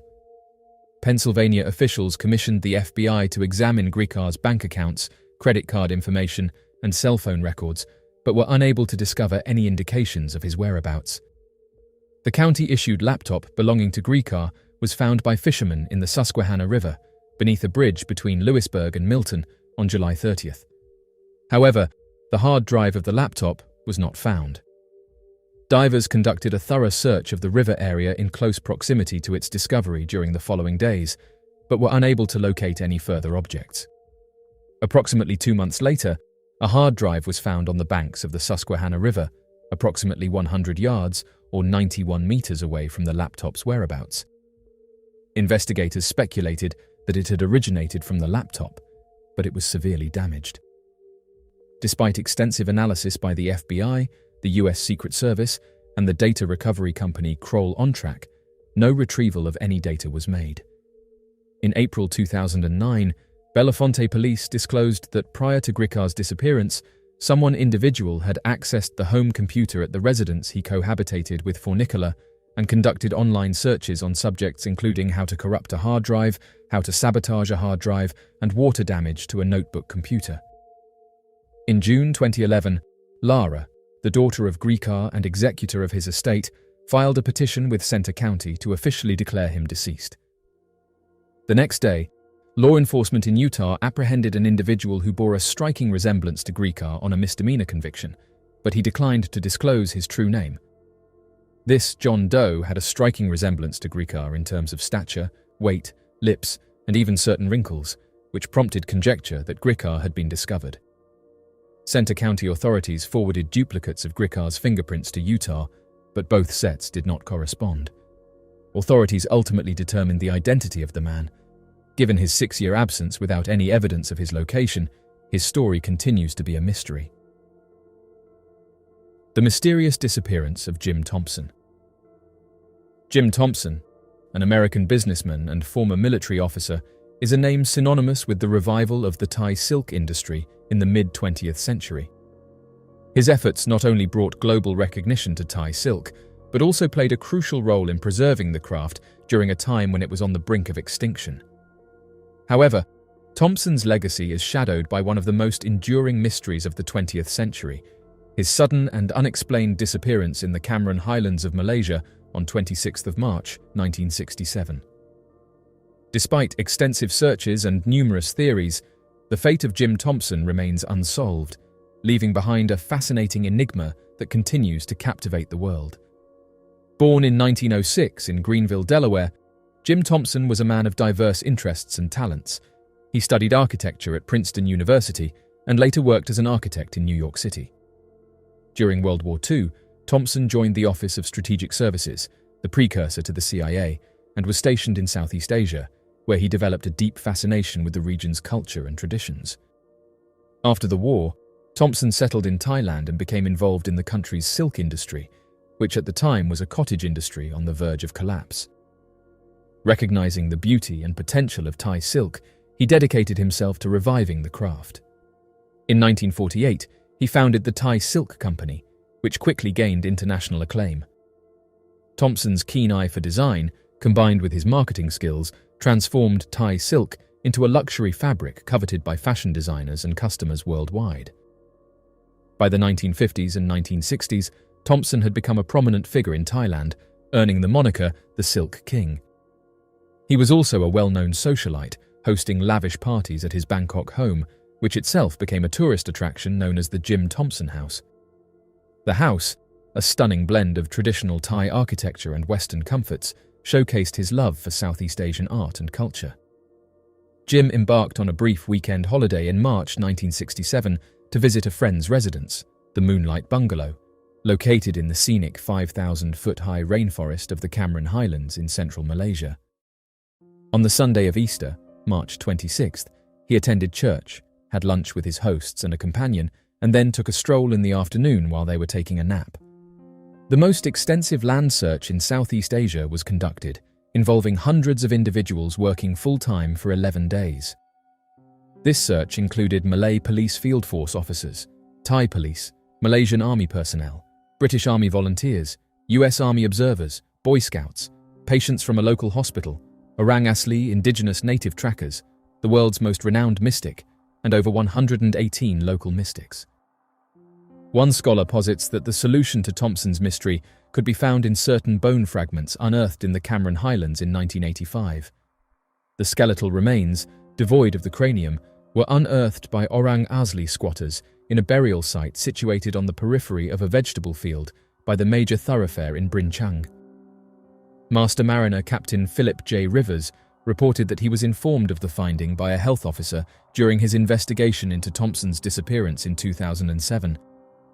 Upon collecting the fragments, the authorities established no link to Thompson's disappearance in Tanah Rata, as they were discovered in Brin Chang. The likelihood is that his body remained undetected in the dense vegetation, concealed within an unmarked burial site following a hit-and-run incident. Rivers stated that a DNA test conducted on the bones could potentially offer a more comprehensive response. Thus far, there has been no definitive verification that the bones are the legitimate remains of Thompson. Rivers also states that the bones are currently stored in a secure and protected location. As of right now, his disappearance remains a mystery. The mystery of the Vimana, a mythological flying palace or chariot described in Hindu texts. The concept of advanced flying machines is often considered a product of modern science fiction. but ancient Hindu texts tell a different story. According to these texts, Vimana were flying palaces or chariots used by gods and legendary figures capable of traveling vast distances through the air. Described in astonishing detail in ancient scriptures such as the Vedas, Mahabharata, and Ramayana, these vehicles are depicted with features and capabilities that eerily resemble modern aircraft and even spaceships. Some researchers and enthusiasts believe that the accounts of Vimana could be more than just myth. They could be evidence of early UFO sightings or even advanced technology possessed by ancient civilizations. The word Vimana in Sanskrit generally means a vehicle or craft, and it is most commonly associated with flying machines. These flying machines are prominently featured in several ancient Hindu texts, with descriptions that vary in detail and purpose. In the Ramayana, for example, the Pushpaka Vimana is described as a flying palace that belonged to the demon king Ravana. This Vimana was said to be capable of flying at great speeds and could travel to any place on Earth at the command of its owner. It was large enough to accommodate Ravana's entire court, suggesting that it was not only a means of transport, but also a symbol of power and luxury. Similarly, the Mahabharata, another ancient epic, contains references to Vimana used in battles, where they are depicted as highly maneuverable and equipped with weapons of great power. These texts describe the Vimana as capable of moving vertically, horizontally, and even disappearing from sight, which some interpret as evidence of advanced propulsion systems and cloaking technology. Other ancient texts, such as the Vedas and various Puranas, also mention Vimana, often in the context of divine or semi-divine beings, using them to travel between Earth and the heavens. The Samarangana Sutradhara, a 12th century Sanskrit treatise on architecture, dedicates several chapters to the construction and operation of Vimana, detailing materials, designs, and even instructions for their use. For those who believe in the possibility of ancient UFOs, the descriptions of Vimana in Hindu texts are compelling. The detailed accounts of these flying machines, with their advanced capabilities, suggest that they may have been more than just products of the imagination. Some researchers theorize that Vimana could have been real, physical machines, perhaps remnants of a lost civilization with advanced technology, or even the result of contact with extraterrestrial beings. One popular theory is that ancient civilizations, including those in India, may have been visited by extraterrestrial beings who shared their technology with humans. The Vimana, according to this theory, could have been advanced aircraft provided by these beings, or reverse-engineered by humans who were taught or inspired by these visitors. The notion that ancient texts might contain descriptions of alien technology is not new, and the Vimana are often cited as key evidence in this argument. Supporters of this theory point to the precise descriptions of the Vimana's capabilities, such as the ability to fly at great speeds, hover, and travel vast distances, characteristics that align with modern descriptions of UFOs. They also highlight the fact that these texts were written thousands of years ago, long before the invention of aircraft, suggesting that the knowledge of such technology must have come from an external source. The Pushpaka Vimana, as described in the Ramayana, is perhaps the most famous of all the Vimana. This flying palace, which originally belonged to Kubera, the god of wealth, was taken by Ravana and later used by Lord Rama to return to his kingdom after defeating Ravana in battle. The Pushpaka Vimana is described as a magnificent vehicle, capable of flying through the sky at the speed of thought, guided by mental commands rather than physical controls. The description of the Pushpaka Vimana includes intricate details about its construction and features, such as its ability to expand and contract, its luxurious interiors, and its smooth, silent flight. These descriptions have led some researchers to speculate that the Pushpaka Vimana was not just a mythological creation, but a real aircraft, possibly powered by advanced technology that has since been lost to history. The disappearance of Amy Wroe Bechtel. Unfortunately, individuals disappearing with no trace is not an uncommon occurrence, and Amy Wroe Bechtel is one such sad case. Amy was 24 when she married Steve Bechtel, a fellow fitness enthusiast. A seemingly idyllic young couple, after their 1996 marriage, they moved to Lander, Wyoming, so that Steve could pursue his rock climbing passion, while Amy could run and teach fitness classes. They had purchased the house that they were planning on moving into, and Amy had a long list of tasks to complete in order to finish the process. On July 24, 1997, Steve departed for a rock climbing trip with one of his friends, while Amy left to teach a fitness class and complete some of her long list of errands to get the house ready to move into before planning to take a jog on Loop Road in the Shoshone National Forest. When Steve returned after a long day of rock climbing, Amy still had not returned, but he was not immediately concerned, considering her long list of items that she planned to accomplish that day. He visited with his neighbours, Todd and Amy Skinner, around 8:15, noting that she was not back yet, but not seeming overly worried yet. However, at around 11 in the evening, when there was still no sign of Amy, he returned to the neighbours and recruited their help as the search for Amy Wroe Bechtel began. The Skinners drove through several of the roads that Amy typically took when jogging and located her white Toyota station wagon abandoned on Loop Road at approximately 1 in the morning. However, no trace of Amy could be found around the car, even after the search expanded to include over 500 people searching over a 20-mile radius over the course of 8 days before the search unfortunately had to be called off. The only trace of Amy that was ever found were her sunglasses, to-do list, and car keys, which were located inside of her car. It seemed that she likely had her wallet with her, wherever she was. Amy Wroe Bechtel was never found, and no other clues led to the resolution of this unsolved mystery, leading to her being declared legally deceased in 2004, 7 years after her disappearance.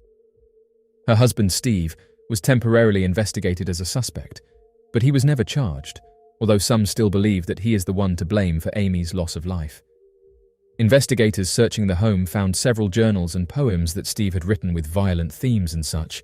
Later investigators also admitted that his plans for the day included several holes. Additionally, Amy's brother Nell disclosed that he had noticed a strange bruise on her arm several weeks before her disappearance. When he brought it up to her, she claimed that Steve would occasionally get a little rough with her, leading Nell to privately believe that he was hurting her. However, Steve was never charged by investigators and personally believes that Amy was either taken by a stranger as she jogged on Loop Road or was struck by a car, causing the driver to panic and hide her body. However, the cause of her disappearance has never been found, and Amy Wroe Bechtel was never seen again. Cameron Robbins, an 18-year-old individual who recently finished high school, has been unaccounted for since the 24th of May, after falling into the waters near the Bahamas while aboard a Sunset cruise ship. While on a celebratory trip to the Bahamas with friends, Mr. Robbins, who had just graduated from the University Laboratory School in Baton Rouge, Louisiana, mysteriously vanished while in the ocean. On the 24th of May, Mr. Robbins went overboard while on a sunset cruise called Blackbeard's Revenge with the group. Based on the information provided, it's alleged that Mr. Robbins willingly leaped off the boat as part of a dare. A video capturing the incident reveals Mr. Robbins swimming in near-total darkness. But since the footage was released, various theories have been put forward to explain what happened, with some suggesting that it was a shark, while others pointed out that it sounded like the audio had been tampered with. After jumping off the boat, Mr. Robbins hasn't been seen since. The search for Mr. Robbins by the US Coast Guard and Royal Bahamas Defense Force lasted for multiple days, until it was suspended on Saturday, May 27th. Cameron Robbins, an 18-year-old individual, recently completed his high school education at University Laboratory School. This institution is affiliated with Louisiana State University and is located in Baton Rouge. According to reports, it has been stated that Mr. Robbins engaged in playing baseball during his time at school. Mr. Robbins and friends were vacationing at the Atlantis Paradise Resort in the Bahamas to commemorate their graduation, as confirmed by Louisiana State University. The excursion was not officially approved by the school. University Lab School Director Kevin George stated that Mr. Robbins was a student at the school for 13 years. The University Lab School community hopes for the best outcome in this situation and said that they have personally communicated with Cameron's family and noted that at the time of his disappearance, authorities in the Bahamas were actively searching for him. The university said that in moments like these, it is vital for us to unite and provide support to one another.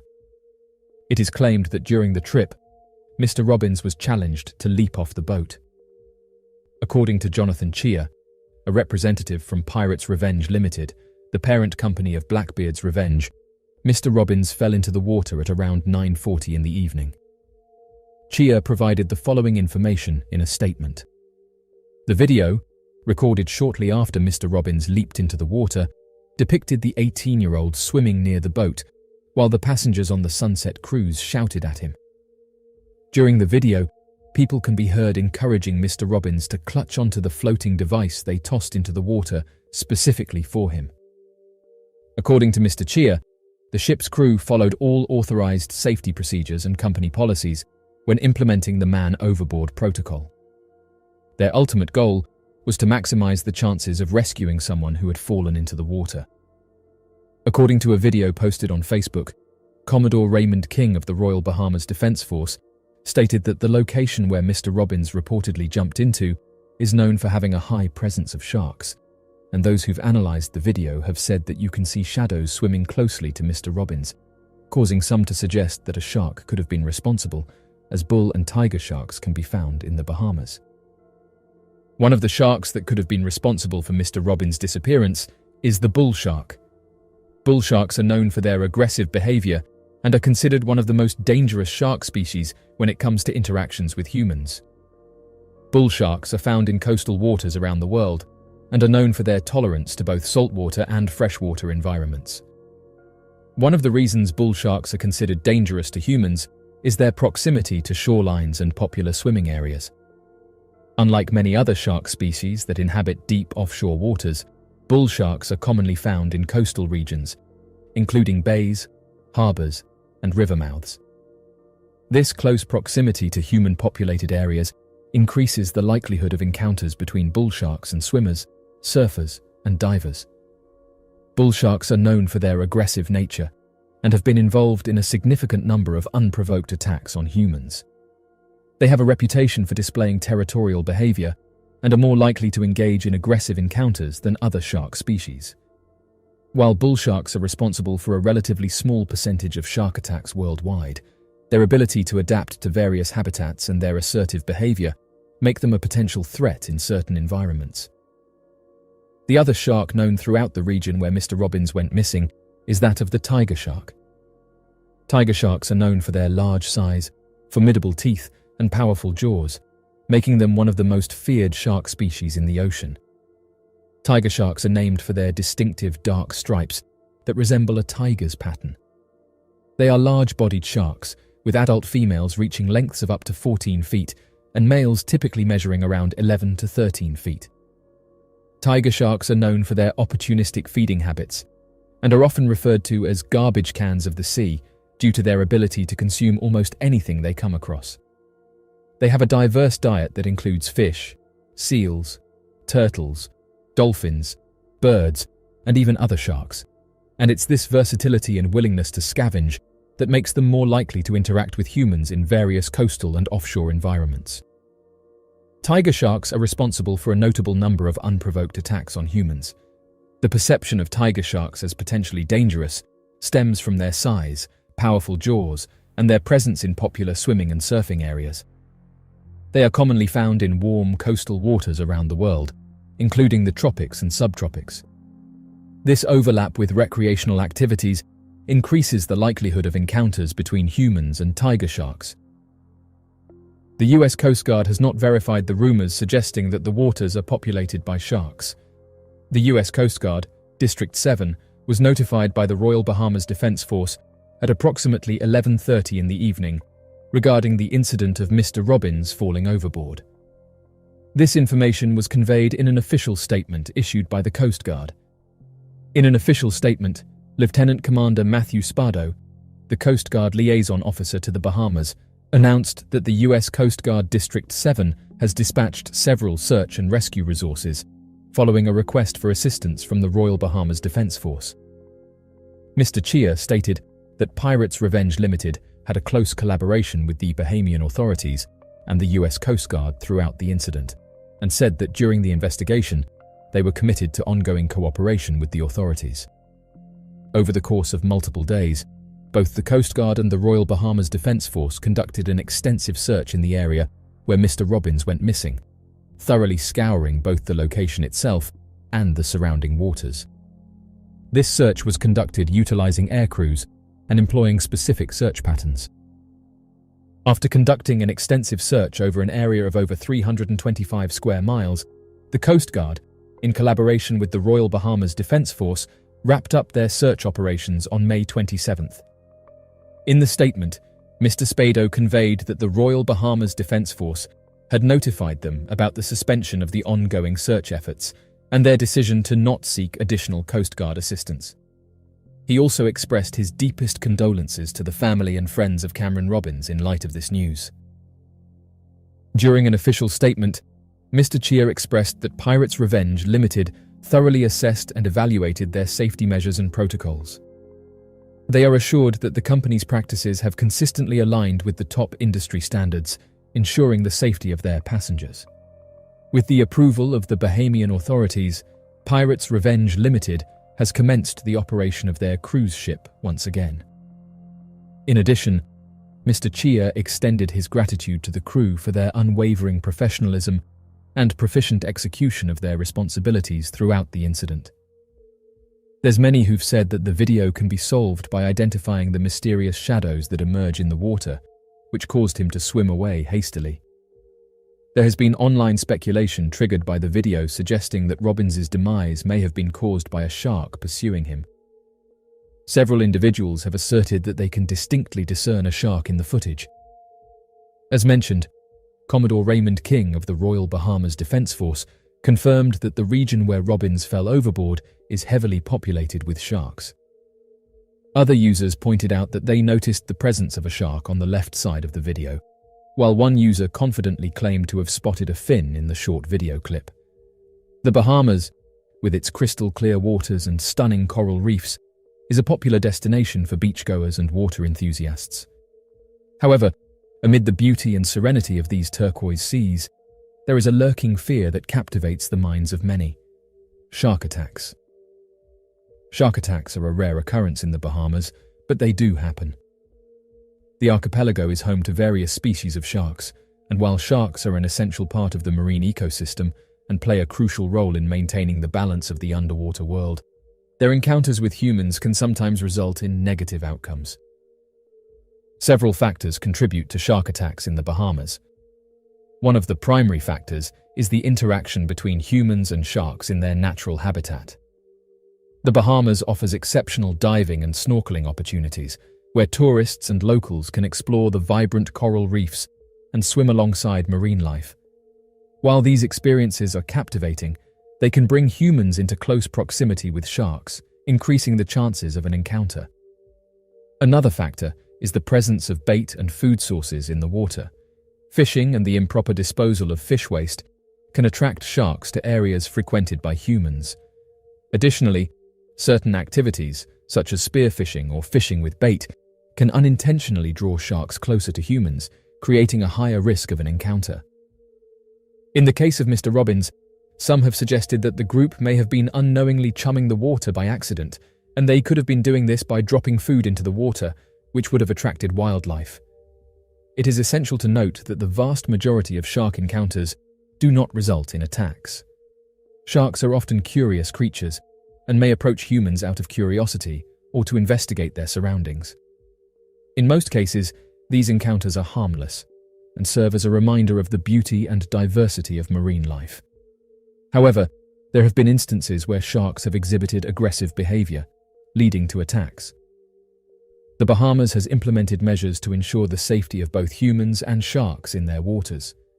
Shark conservation efforts aim to promote responsible interactions and minimize the risks associated with shark encounters. These efforts include educational programs, public awareness campaigns, and guidelines for divers and snorkelers. One such initiative is the establishment of marine protected areas and shark sanctuaries. These areas restrict fishing and other activities that could harm shark populations and their habitats. By protecting these vital areas, the Bahamian government aims to maintain the delicate balance of the marine ecosystem and ensure the long-term survival of sharks and other marine species. The mystery of the lead mask case. The unsolved lead masks case originated in the mountainous regions of Rio de Janeiro. During a particularly sunny summer day in 1966, a young guy accidentally made a chilling discovery. Adjacent to each other, and appearing to be unharmed, the deceased individuals donned lead masks covering their eyes. The little possessions they had at their disposal provided no explanations as to what happened to them, and one of them had a note in his pocket that further intensified the mystery. Over time, several hypotheses on the mysterious incident have surfaced, encompassing both ordinary and supernatural explanations.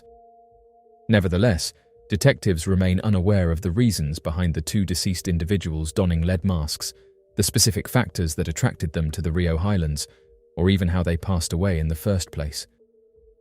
A young man called Jorge da Costa Alves made the decision on August 20th, 1966, to launch his kite into the hills. During his stroll around Vintem Hill in Niterói, Rio de Janeiro, he encountered the alarming sight of two deceased individuals buried in the dense vegetation. When the cops came, they discovered an unusual scene. Both deceased individuals donned raincoats over their tailored clothes and improvised lead masks to cover their eyes. Close by were a vacant water bottle, a few towels, and a little amount of money. However, the most peculiar indication was a note found in the pocket of one of the deceased individuals. The text stated the following: 1630, be at agreed place. 1830, swallow capsules.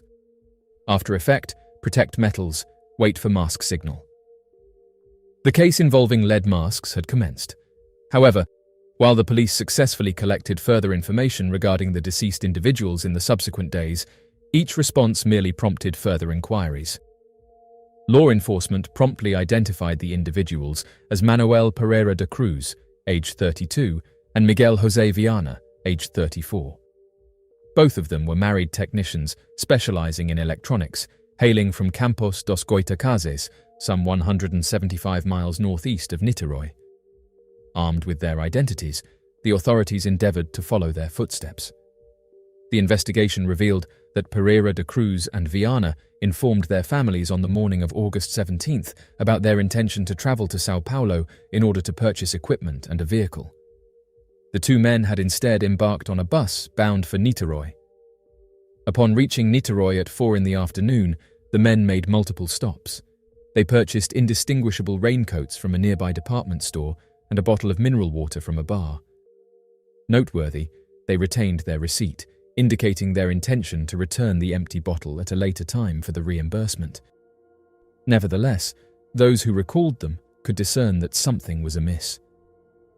The barman who had furnished Viana and Pereira da Cruz with the water bottle remembered that Viana appeared anxious.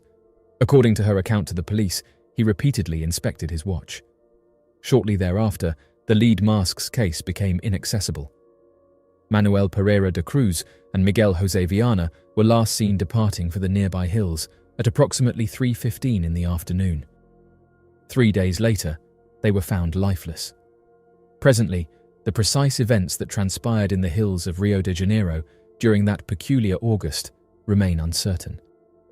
Due to their extensive decomposition, the bodies of Pereira da Cruz and Viana provided little indications for a precise toxicology analysis. Nevertheless, theories have developed throughout the years. As authorities found at the time, Pereira da Cruz and Viana were not just technicians in the field of electronics repair. According to Pereira da Cruz's wife, both individuals had experimented with scientific spiritism and had a fascination with establishing communication with extraterrestrial beings. They had made several attempts with their acquaintance, Elcio Gomez. At one point, a collaboratively constructed electronic gadget spontaneously detonated in the backyard of Pereira da Cruz. In an apparent attempt, the trio retested the device on a beach and asserted to have observed a meteorological detonation in the atmosphere. However, law enforcement pursued more conventional leads. The authorities briefly considered Gomes as a potential suspect after Pereira da Cruz's wife reported that he had engaged in a physical altercation with her husband. Furthermore, Gomes had recounted conflicting narratives to them. Moreover, Hamilton Bazzani confessed to the police that he had assisted in the theft and taking the life of Pereira da Cruz and Viana after encountering them at a spiritualism center and enticing them to Niterói. Nevertheless, the police authorities were unsuccessful in substantiating his account. Ultimately, it is insufficient to ascertain the motives behind the two men's decision to venture into the hills. The mystery persists in captivating and exasperating readers as the events that unfolded once they reached the summit remain unknown. With a specific objective in mind, Manuel Pereira da Cruz and Miguel José Viana ascended Vintem Hill. An eye mask made of lead was carefully placed over their eyes. Then their world vanished, and the mystery surrounding the lead mask's case continues to this day. The mystery of the Somerville Light. Nestled in the quiet, rural expanse of Somerville, South Carolina, lies a mystery that has perplexed and fascinated residents and visitors alike for generations. Known as the Somerville Light, this eerie, glowing phenomenon has been the subject of countless stories, sightings, and investigations. Appearing on a dark, deserted stretch of road outside of town, the Somerville Light is often described as a single glowing orb that hovers just above the ground, illuminating the night with an otherworldly glow. While many have attempted to explain the light through science or folklore, its true nature remains elusive, leading many to believe that it is a genuine and unexplained phenomenon.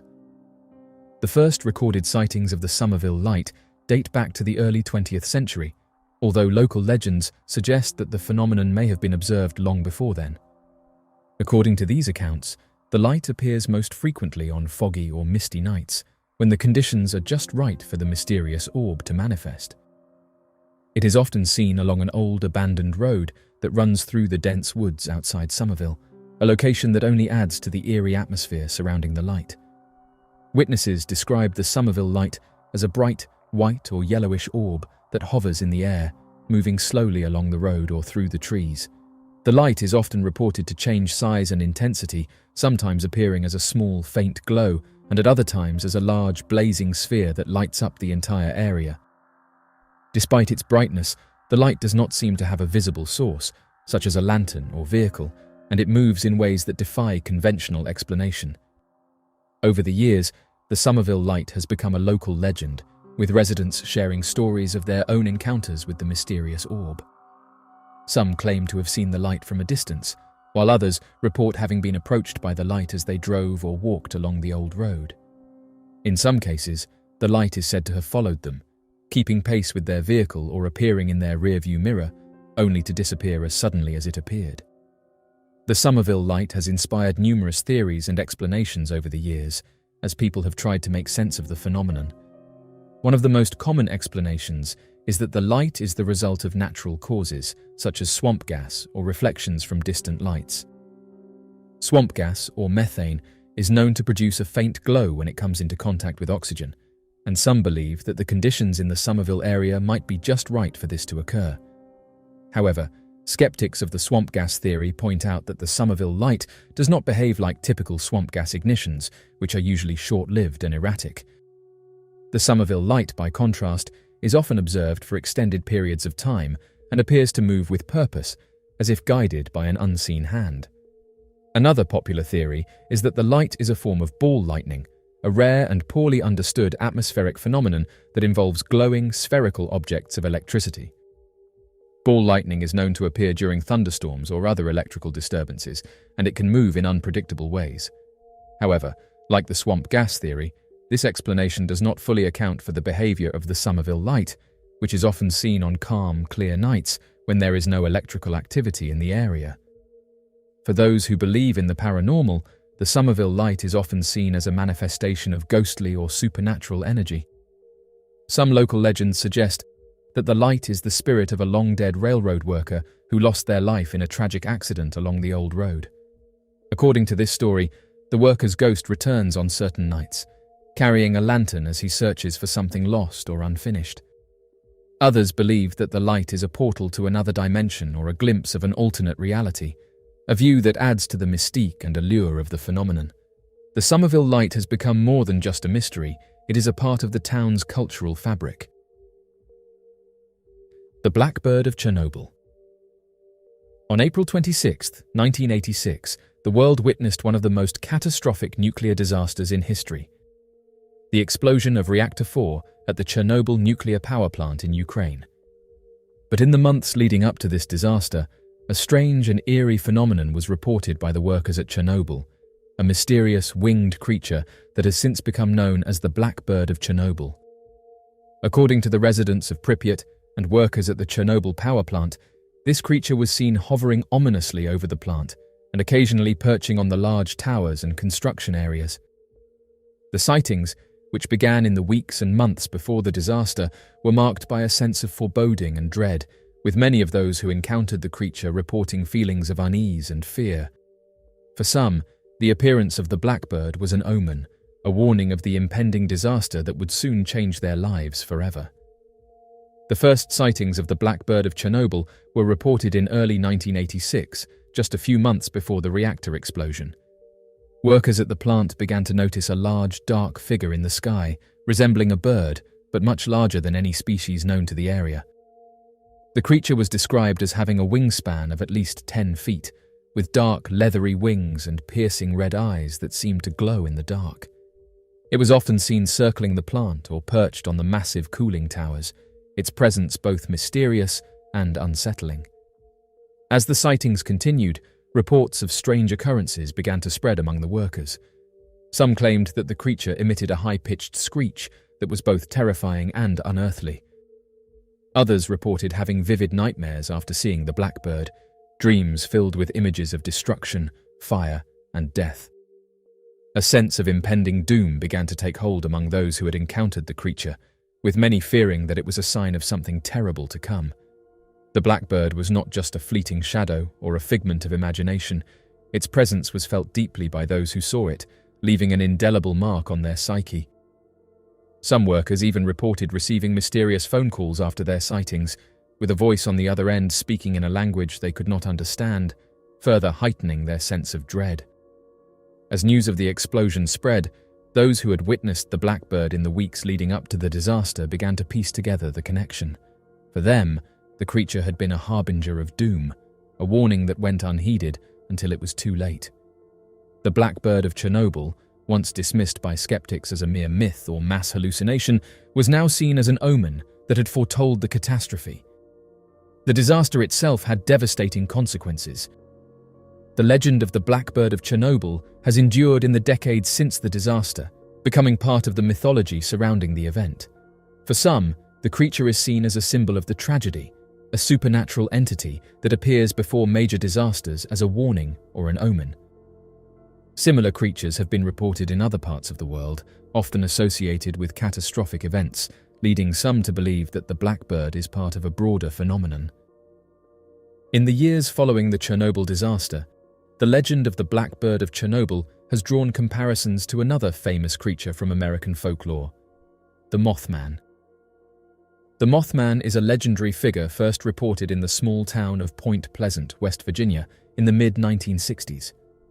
Like the Blackbird of Chernobyl, the Mothman is described as a large, winged creature with glowing red eyes, and its appearance is often linked to impending disaster. The parallels between the two creatures have led some to speculate that they may be connected, possibly even manifestations of the same supernatural entity. The story of the Mothman began in November 1966, when residents of Point Pleasant reported sightings of a large, bird-like creature with glowing red eyes and a wingspan of over 10 feet. The creature was often seen near the abandoned West Virginia Ordnance Works, a former military facility, and its presence quickly became associated with a sense of dread and impending doom. In the months following the initial sightings, the town of Point Pleasant was plagued by strange occurrences, including mysterious lights in the sky, unusual animal behavior, and eerie phone calls. The Mothman was spotted repeatedly, often near the site of these disturbances, and the sense of unease among the townspeople grew. The sightings culminated in a tragic event on December 15, 1967, when the Silver Bridge, which connected Point Pleasant to Gallipolis, Ohio, suddenly collapsed during rush hour, causing 46 people to lose their lives. The legend of the Mothman has since become an enduring part of American folklore, inspiring books, documentaries, and even a Hollywood film. For many, the Mothman is seen as a harbinger of disaster, a supernatural entity that appears to warn of impending tragedy. The similarities between the Blackbird of Chernobyl and the Mothman are striking. Both creatures are described as large, winged beings with glowing red eyes, and both are associated with a sense of foreboding and disaster. The fact that the Blackbird was sighted in the months leading up to the Chernobyl disaster, much like the Mothman was seen before the Silver Bridge collapse, has led some to speculate that the two creatures could be connected. One theory is that the Blackbird and the Mothman are different manifestations of the same supernatural entity. This entity, according to believers, appears in various forms to warn of impending disasters. The sightings of these creatures are seen as omens, meant to alert people to the danger that lies ahead. Proponents of this theory point to the consistent descriptions of the creatures, the timing of their appearances, and the similar feelings of dread reported by witnesses as evidence of a connection. Some researchers suggest that the Blackbird of Chernobyl and the Mothman might be part of a broader phenomenon of phantoms or creatures that appear before major disasters. These creatures are often described as having otherworldly characteristics, such as glowing eyes, unusual sizes, or the ability to vanish suddenly. Theories about their origins range from the paranormal to the extraterrestrial, with some suggesting that these beings are sent by higher powers to warn humanity of impending doom.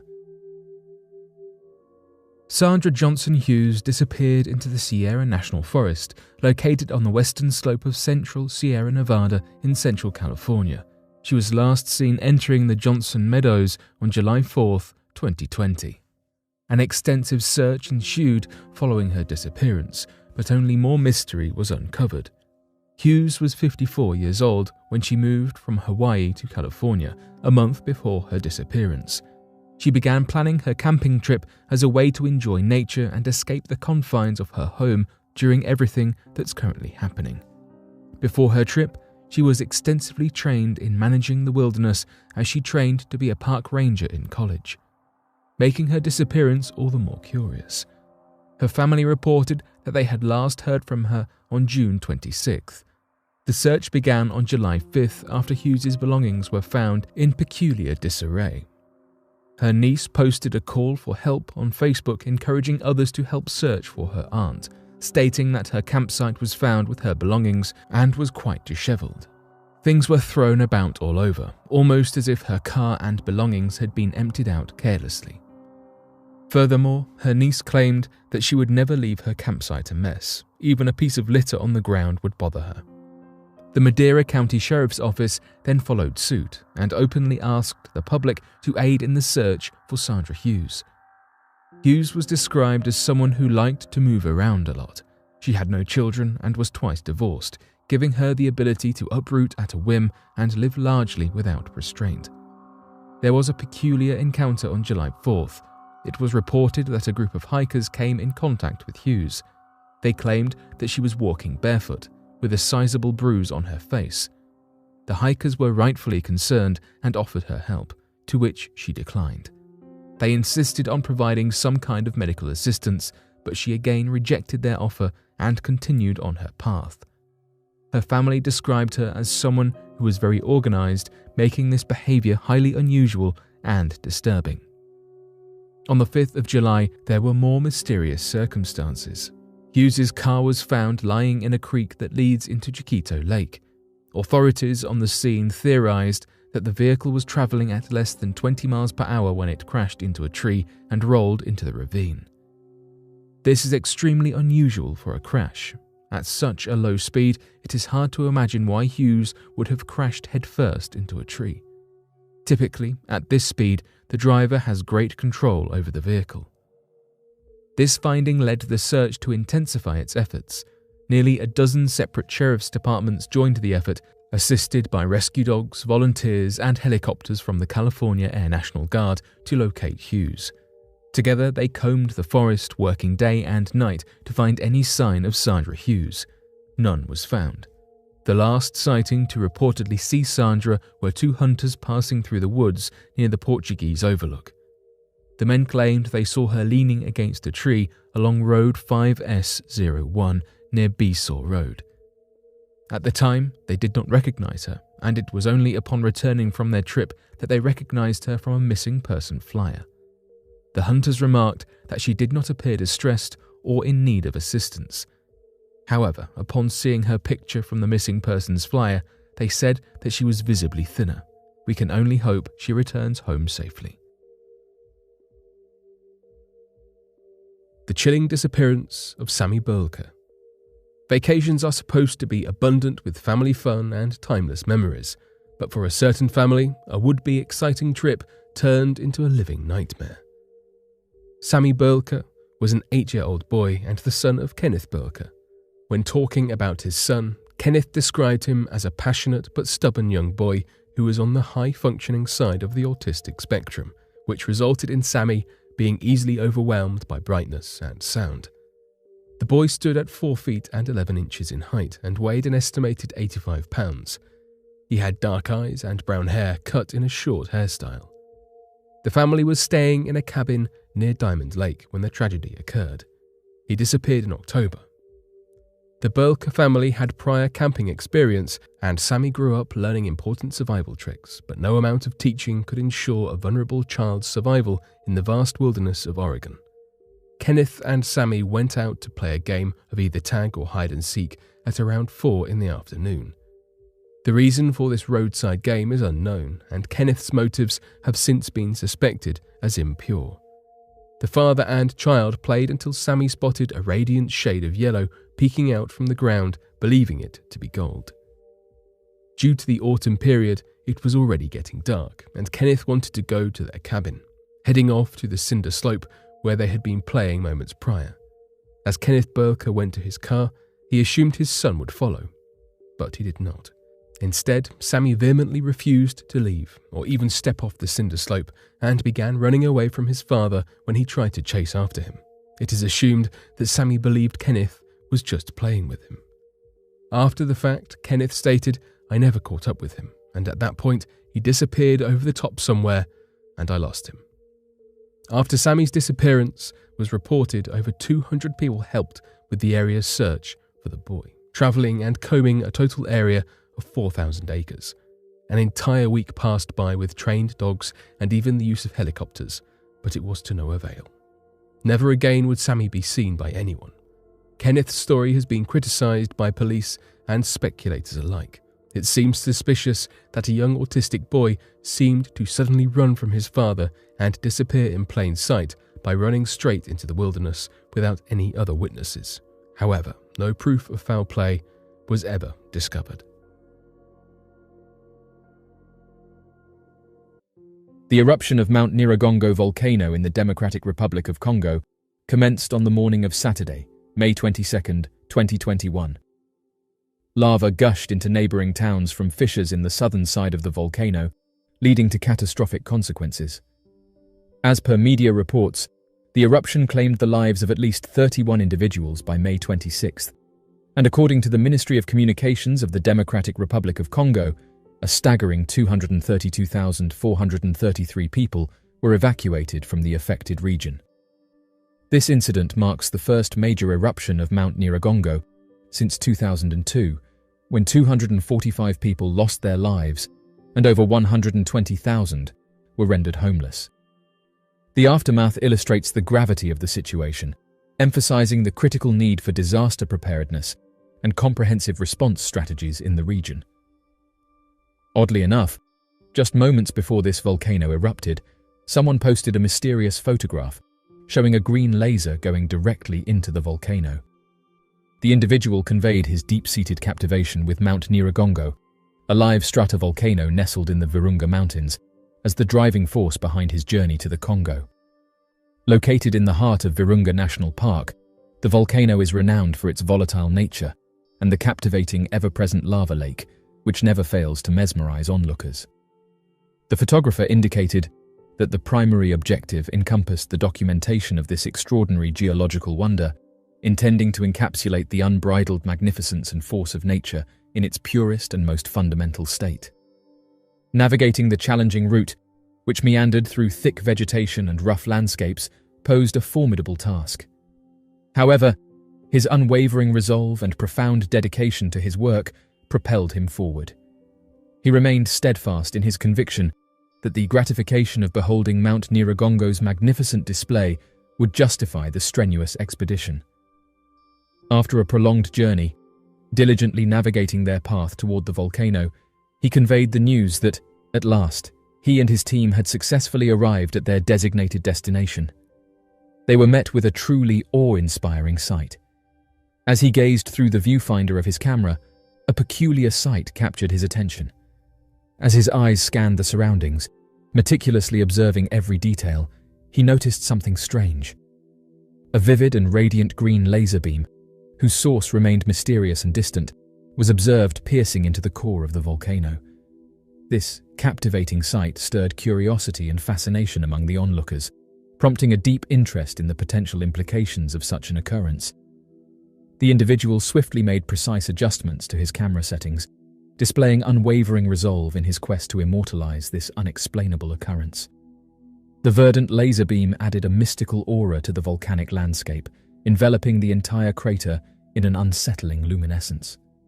While capturing the radiant green laser on camera, a feeling of disquiet gradually descended upon the mountainous terrain.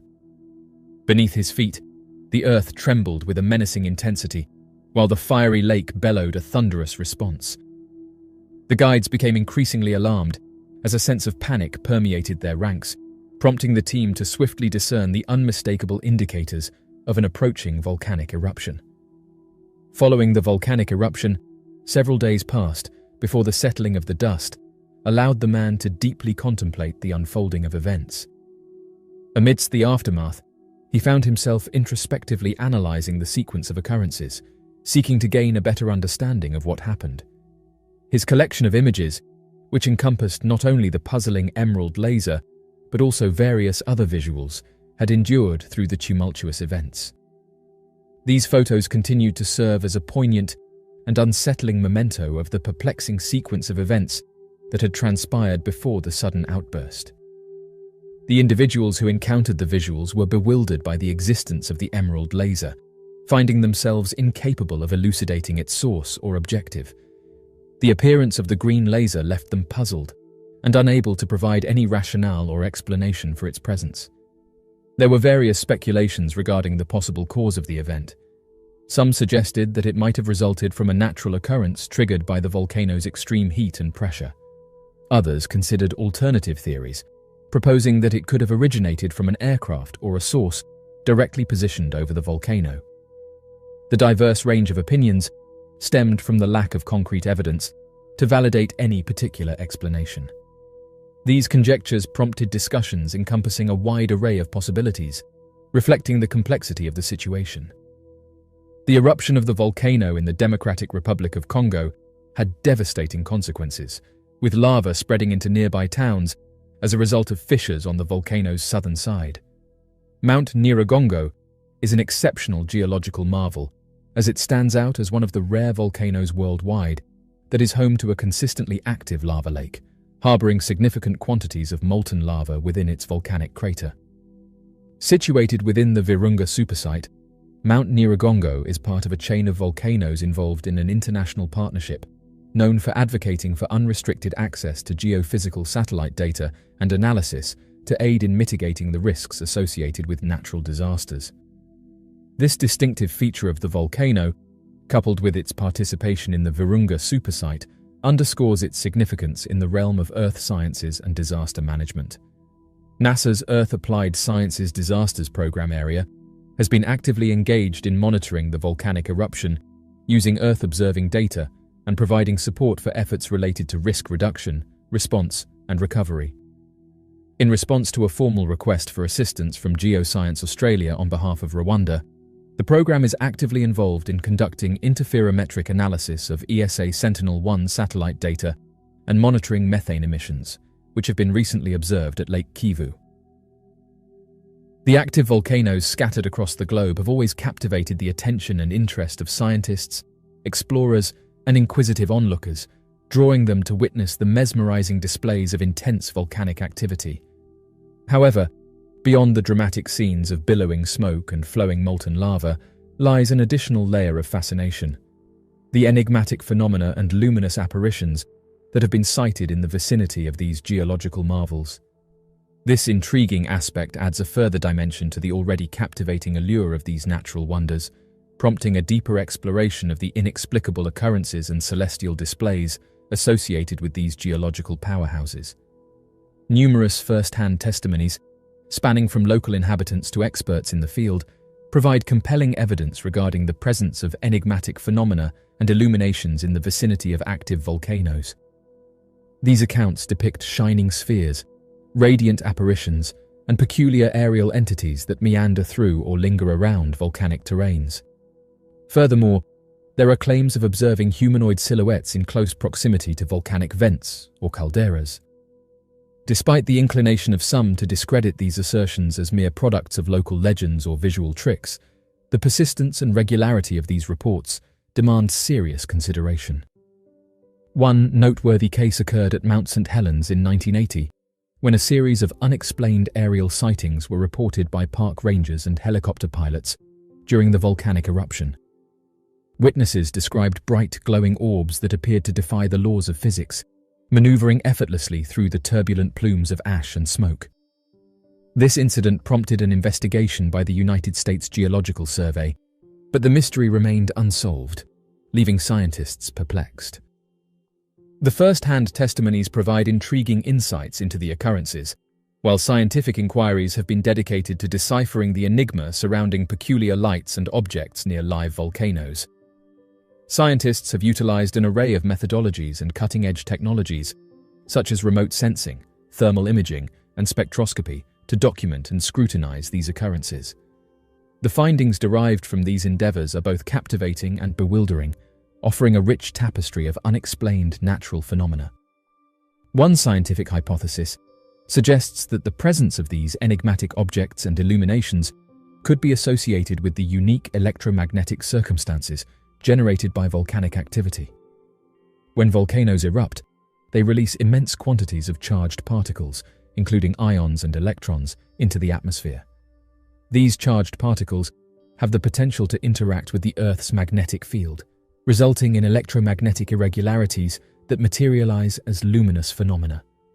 These anomalies could potentially account for the observations of radiant orbs and unusual lights in the vicinity of volcanic areas. This explanation provides insights into the complex relationship between volcanic activity and the occurrence of mysterious lights, shedding light on the intriguing interplay of electromagnetic forces and geological phenomena. Amplifying the provided text regarding volcanic lightning, it is essential to recognize the significant impact of the intense heat resulting from volcanic eruptions, leading to the ionization of atmospheric gases and the creation of luminous plasma discharges. Volcanic lightning, a well-documented natural occurrence during such eruptions, has been observed for its awe-inspiring display. However, reports from eyewitnesses have suggested witnessing unusual lights and objects displaying orchestrated movements, a deviation from conventional lightning behavior. This intriguing revelation sparks inquiries into the genuine nature of these mysterious phenomena, raising questions that challenge our understanding of volcanic lightning and its associated anomalies. An alternative scientific viewpoint posits that the enigmatic objects and lights may potentially stem from an uncharted geophysical occurrence associated with volcanic activity. Some scientists suggest that underground gases, including methane or sulfur compounds, might contribute to the emergence of these phenomena. In specific circumstances, these gases could undergo ignition or chemical reactions, leading to the creation of luminous displays observable on the surface. While this hypothesis remains speculative, it emphasizes the imperative need for more extensive exploration and thorough investigation into this phenomenon. In the pursuit of understanding the inexplicable presence of enigmatic objects and illuminations surrounding active volcanoes, a multitude of hypotheses and theories have surfaced.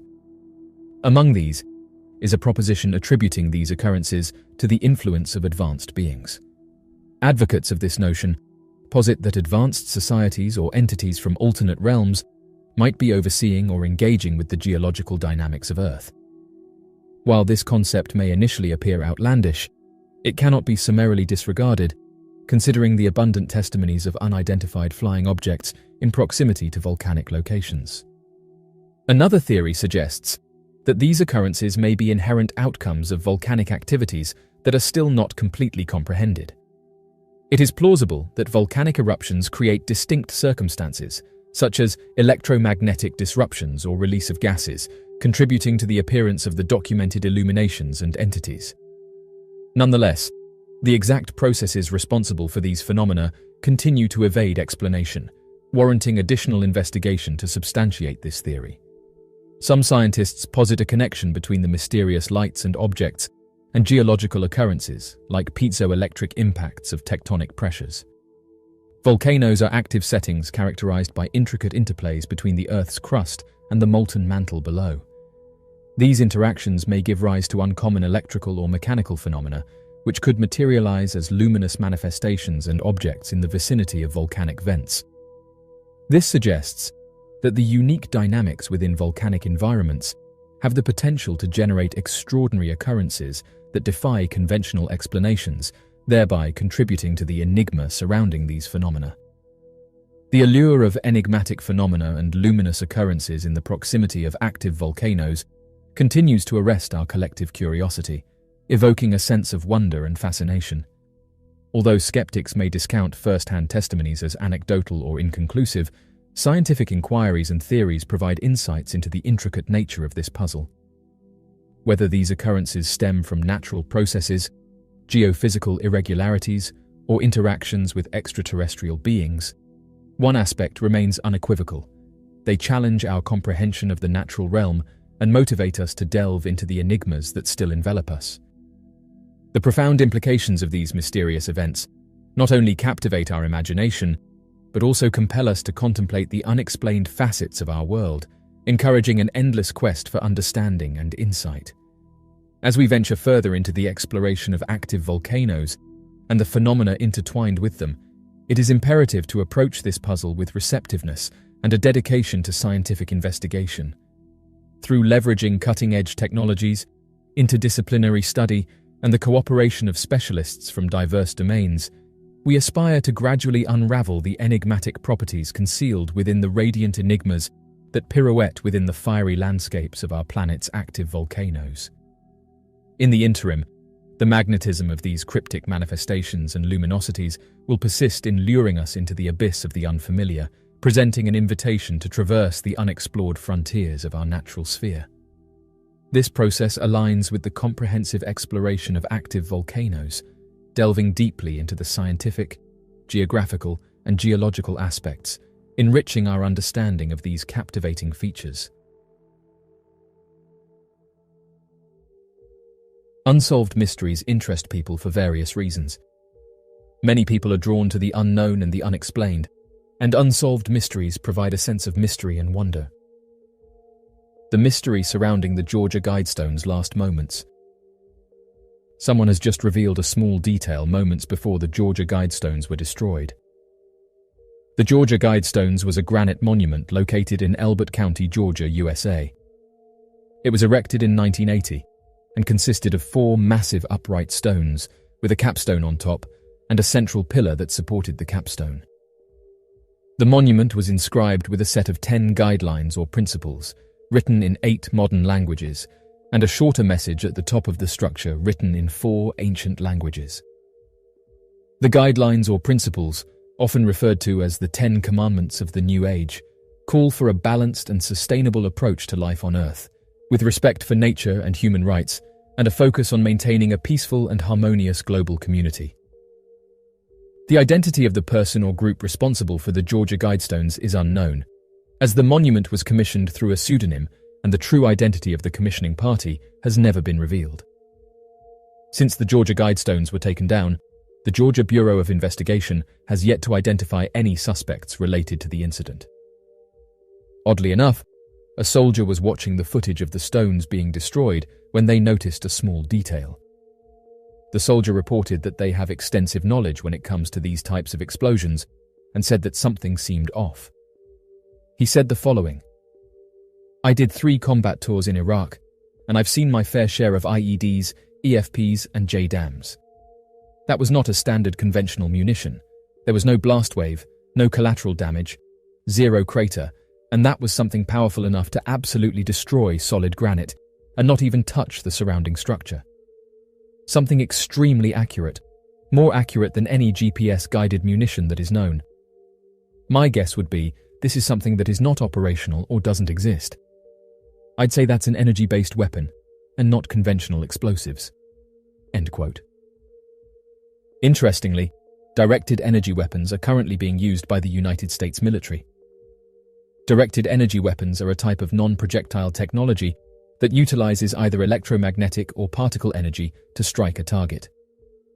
Unlike traditional weapons that rely on propellants to launch projectiles, directed energy weapons accomplish their aim through the manipulation of energy. In recent years, this technology has matured, leading to an increase in funding to support the ongoing research. Directed energy weapons are a set of advanced technologies that have the potential to transform modern warfare by reducing the risk of collateral damage. These weapons operate on the principle of manipulating electromagnetic or particle radiation to damage or destroy targets with precision and efficiency. Many questions remain, with users saying that the footage didn't look right, saying why would they only release a short 10-second video that cuts really quickly into another shot. At the time, the Georgia Bureau of Investigation was asking people for their help in identifying what happened, but then didn't release the footage in the lead up to the event. This has led to some confusion, with many users echoing the same comments, asking why they would release only a small section of the footage, with others saying that officials clearly have cameras in the area, and so questioned why they wouldn't just rewind it and show the public what happened moments before. One user said that the footage looks strange, and said that there appears to be several cuts throughout it, suggesting that it was tampered with before it was released to the public. As of right now, many questions remain, and we are still no closer to understanding who took down the stones.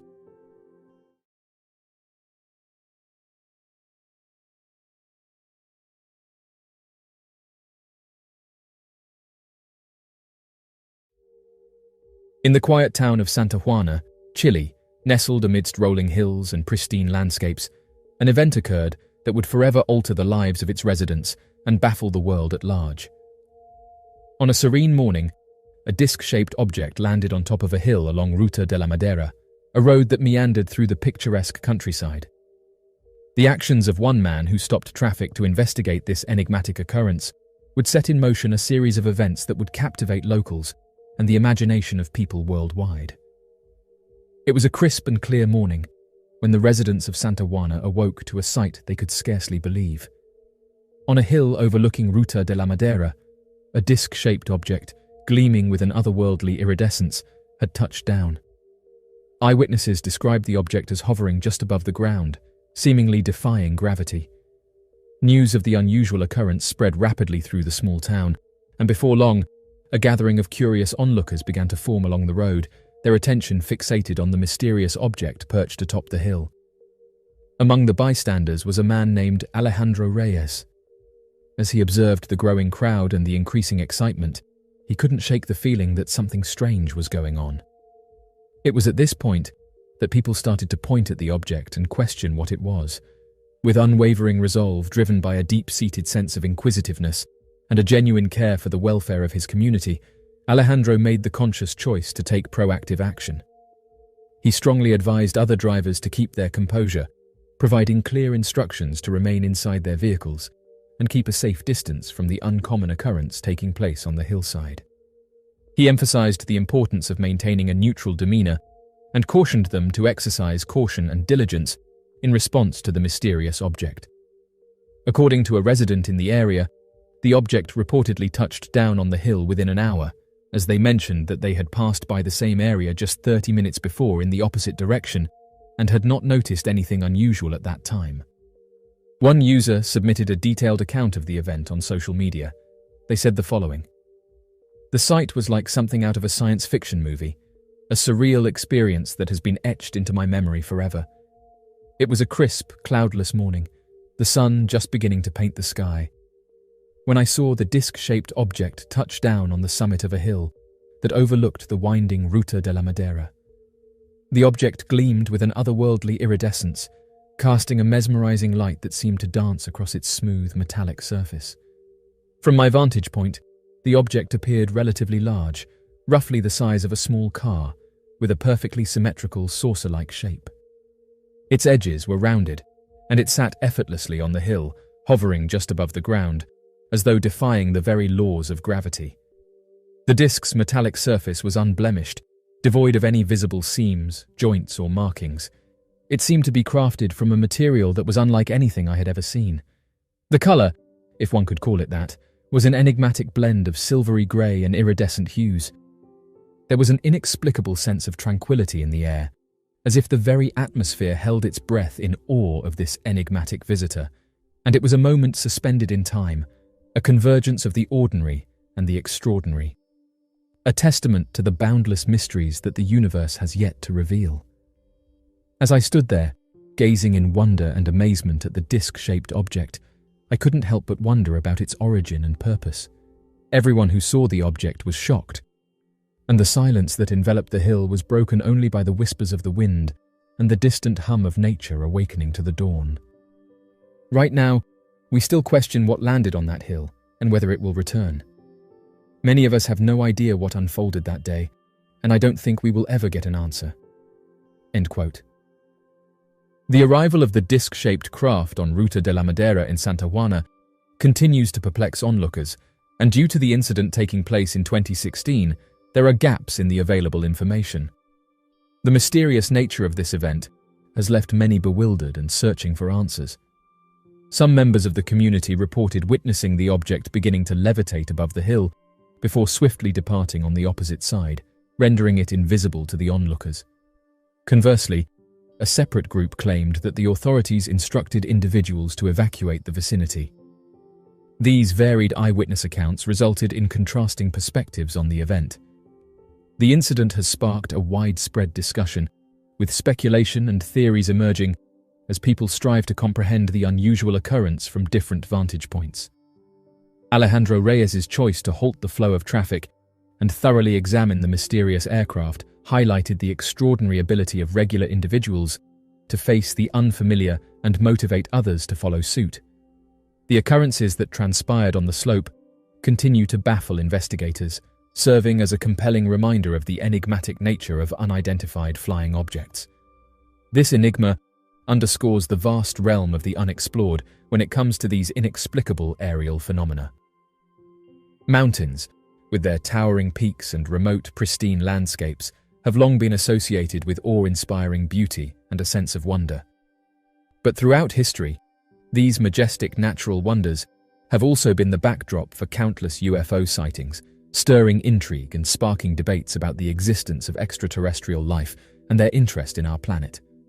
In various mountainous regions worldwide, there have been multiple accounts from reliable sources, such as hikers, pilots, and mountaineers, reporting the observation of unidentified flying objects over the course of several years. These testimonies, which defy conventional interpretations, have contributed to a substantial body of evidence suggesting the existence of such phenomena. One compelling account comes from a group of mountaineers scaling the Himalayas in Nepal. In the early hours of a cold morning, they observed a series of luminous orbs dancing above the peaks. These orbs displayed erratic flight patterns and incredible speeds, leaving the mountaineers in awe of the spectacle. Such sightings are not unique to the Himalayas. UFOs have been reported above mountain ranges in various countries, including the Rockies in the United States and the Andes in South America. The appearance of unidentified flying objects hovering above mountainous regions has sparked a wide array of theories and conjectures regarding their intentions and source. Numerous individuals propose that these observations serve as proof of highly sophisticated technology, potentially originating from extraterrestrial beings. UFOs are believed to operate in defiance of the principles of physics, executing maneuvers and attaining velocities that surpass the capabilities of human-engineered aircraft. This enigmatic phenomenon has led to extensive discussions and investigations, stirring curiosity about the prospect of life beyond Earth and the existence of advanced civilizations in the universe. Another hypothesis suggests that mountains might carry a specific importance for visitors from outer space. These natural formations, frequently located in remote and uninhabited areas, may offer optimal sites for observing, researching, or potentially engaging with our planet. The seclusion and remoteness of mountainous terrains could afford a feeling of seclusion for any extraterrestrial entities aiming to evade detection. Given the minimal human presence and limited access, these regions may serve as ideal vantage points for comprehensive analysis and observation of Earth. Moreover, there is a contention suggesting that mountains might harbor distinctive energy fields or magnetic characteristics that could potentially draw UFOs. It is well documented that the magnetic fields of the Earth tend to fluctuate significantly in regions characterized by steep elevations, and these fluctuations could conceivably pique the curiosity of sophisticated extraterrestrial societies aiming to exploit or comprehend these energies for their own purposes. Mountains have held a sacred place in the beliefs of numerous cultures, with many of them linking mountains to spiritual importance and connections to the celestial realm. The ancient Inca civilization, for instance, held the belief that mountains were either the dwelling places of divine beings or acted as gateways to the heavens. Exploring the intriguing notion of whether these spiritual convictions have any foundation in real encounters with extraterrestrial entities adds a layer of mystery and fascination to the enduring allure of these revered natural formations. In recent times, the occurrence of unidentified flying objects hovering over mountainous regions has garnered significant attention from the global scientific and research communities. The evolution of technology has played a pivotal role in facilitating a more methodical investigation of these sightings. With the aid of advanced cameras, radar systems, and sophisticated data analysis tools, scientists have been empowered to systematically capture and scrutinize UFO encounters with enhanced precision and efficacy. The Mount Adams Infrared Observatory in Washington State, USA, is a significant undertaking that has garnered attention due to the multitude of reported UFO sightings in the vicinity of Mount Adams. Equipped with advanced technology such as infrared cameras, the research team at the observatory diligently records and analyzes these unexplained phenomena. Despite their extensive efforts, the intrinsic nature of these unidentified flying objects remains elusive, and conclusive explanations have proven challenging to ascertain.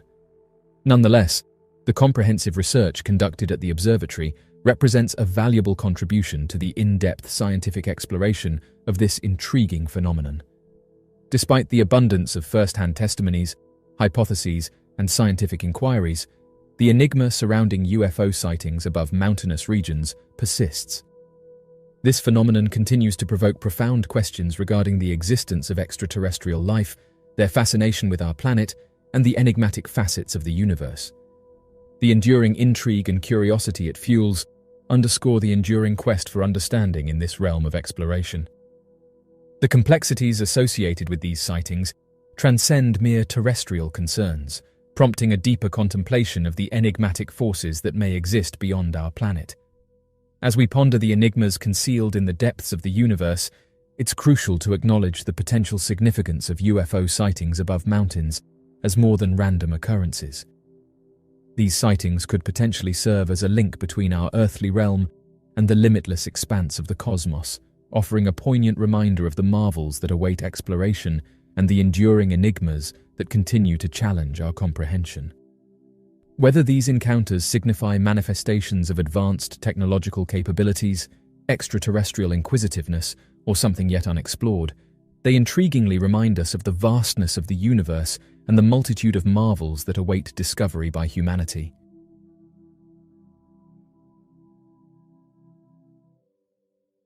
A rancher has just taken to social media to announce that he captured a mysterious light hovering above Yellowstone National Park. Oddly enough, this announcement was made just days after hundreds of earthquakes hit the region.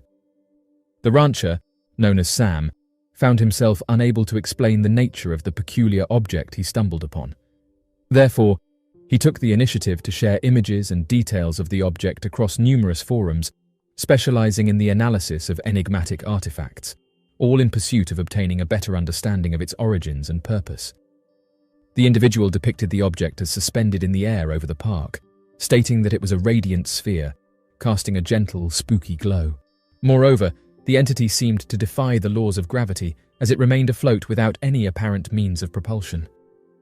In all the years he had spent in Yellowstone, he had never encountered anything quite like this. He quickly reached for his camera and began capturing images of the enigmatic orb. As he focused on photographing it, He noticed that the object seemed to be pulsating, adding an extra layer of intrigue to the situation. Appearing to exude an unearthly vitality, the object emanated a mesmerizing display of hues, transitioning fluidly between resplendent white and lustrous iridescent blue. While capturing photographs, he grappled with an unmistakable sense that he was observing something that transcended his understanding, something that existed beyond the familiar realms of the natural world. This profound feeling left him contemplating the existence of phenomena that eluded conventional comprehension, prompting a deep sense of awe and curiosity.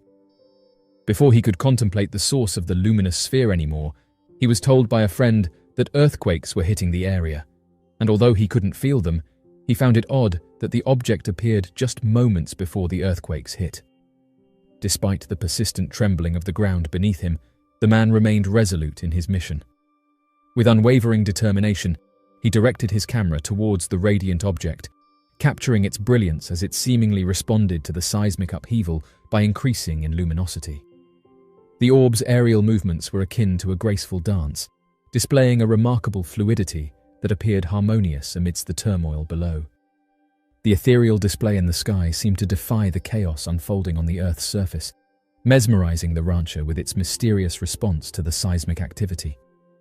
Yellowstone National Park is renowned for its remarkable geological features and active geothermal phenomena.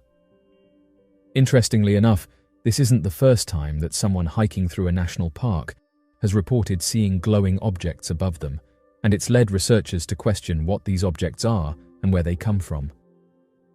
The United States harbors an array of stunning national parks, celebrated for their striking natural landscapes, diverse wildlife, and unspoiled expanses. However, concealed within the tranquil terrain and verdant woodlands are accounts of an extraordinary nature, encounters with luminous, unidentified flying objects lingering above these beloved natural marvels. These sightings defy conventional explanation and have sparked curiosity and speculation, adding a layer of intrigue to the already captivating allure of these iconic national parks. The phenomenon continues to provoke fascination and debate, shining a spotlight on the mysterious and inexplicable occurrences that coexist alongside the natural world. Over the years, various national parks across the United States have witnessed numerous reports of glowing objects, captivating the imagination of park rangers, visitors, and UFO enthusiasts alike.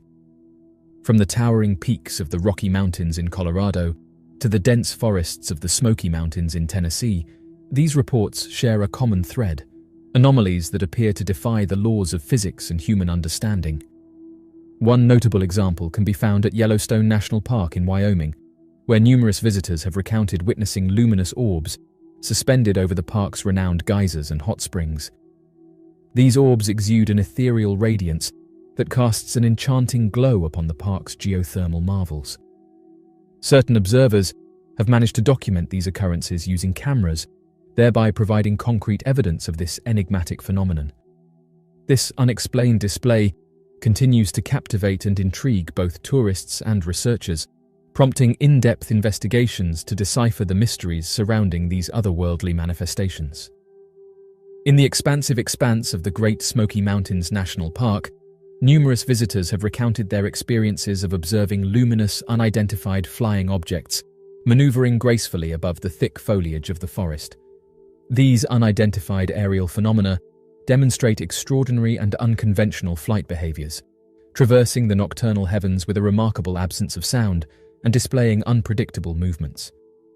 Observers frequently express feelings of astonishment and fascination when confronted by these mysterious and inscrutable visitors.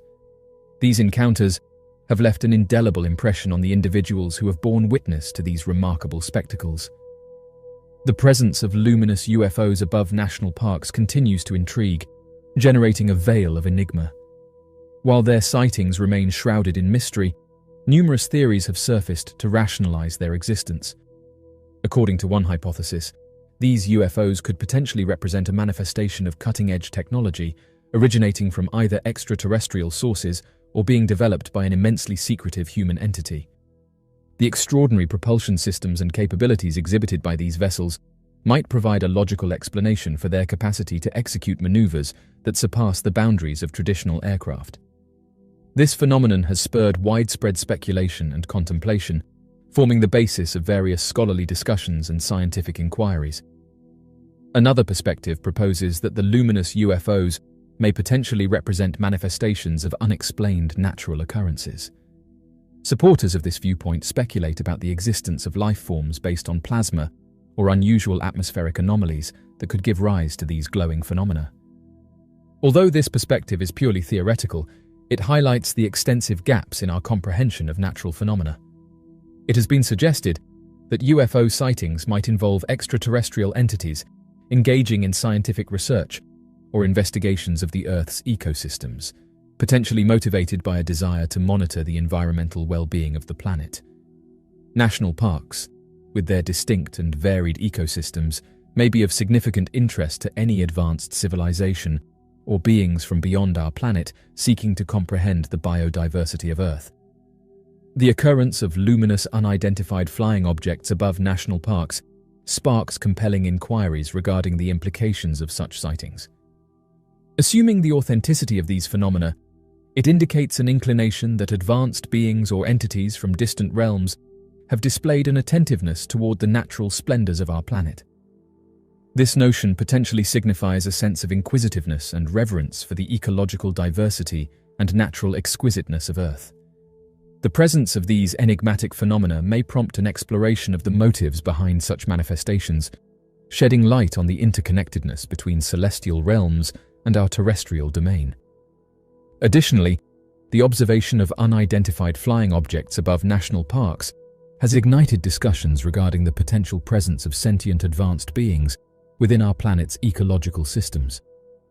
The fact that these beings may be exploring Earth's protected natural habitats implies a possible interest in comprehending and safeguarding the planet's exceptional range of living organisms.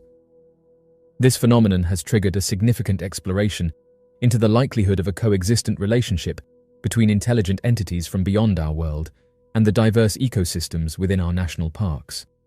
Furthermore, these observed occurrences have sparked conversations regarding the necessity for enhanced cooperation between the scientific realm and experts studying unidentified flying objects.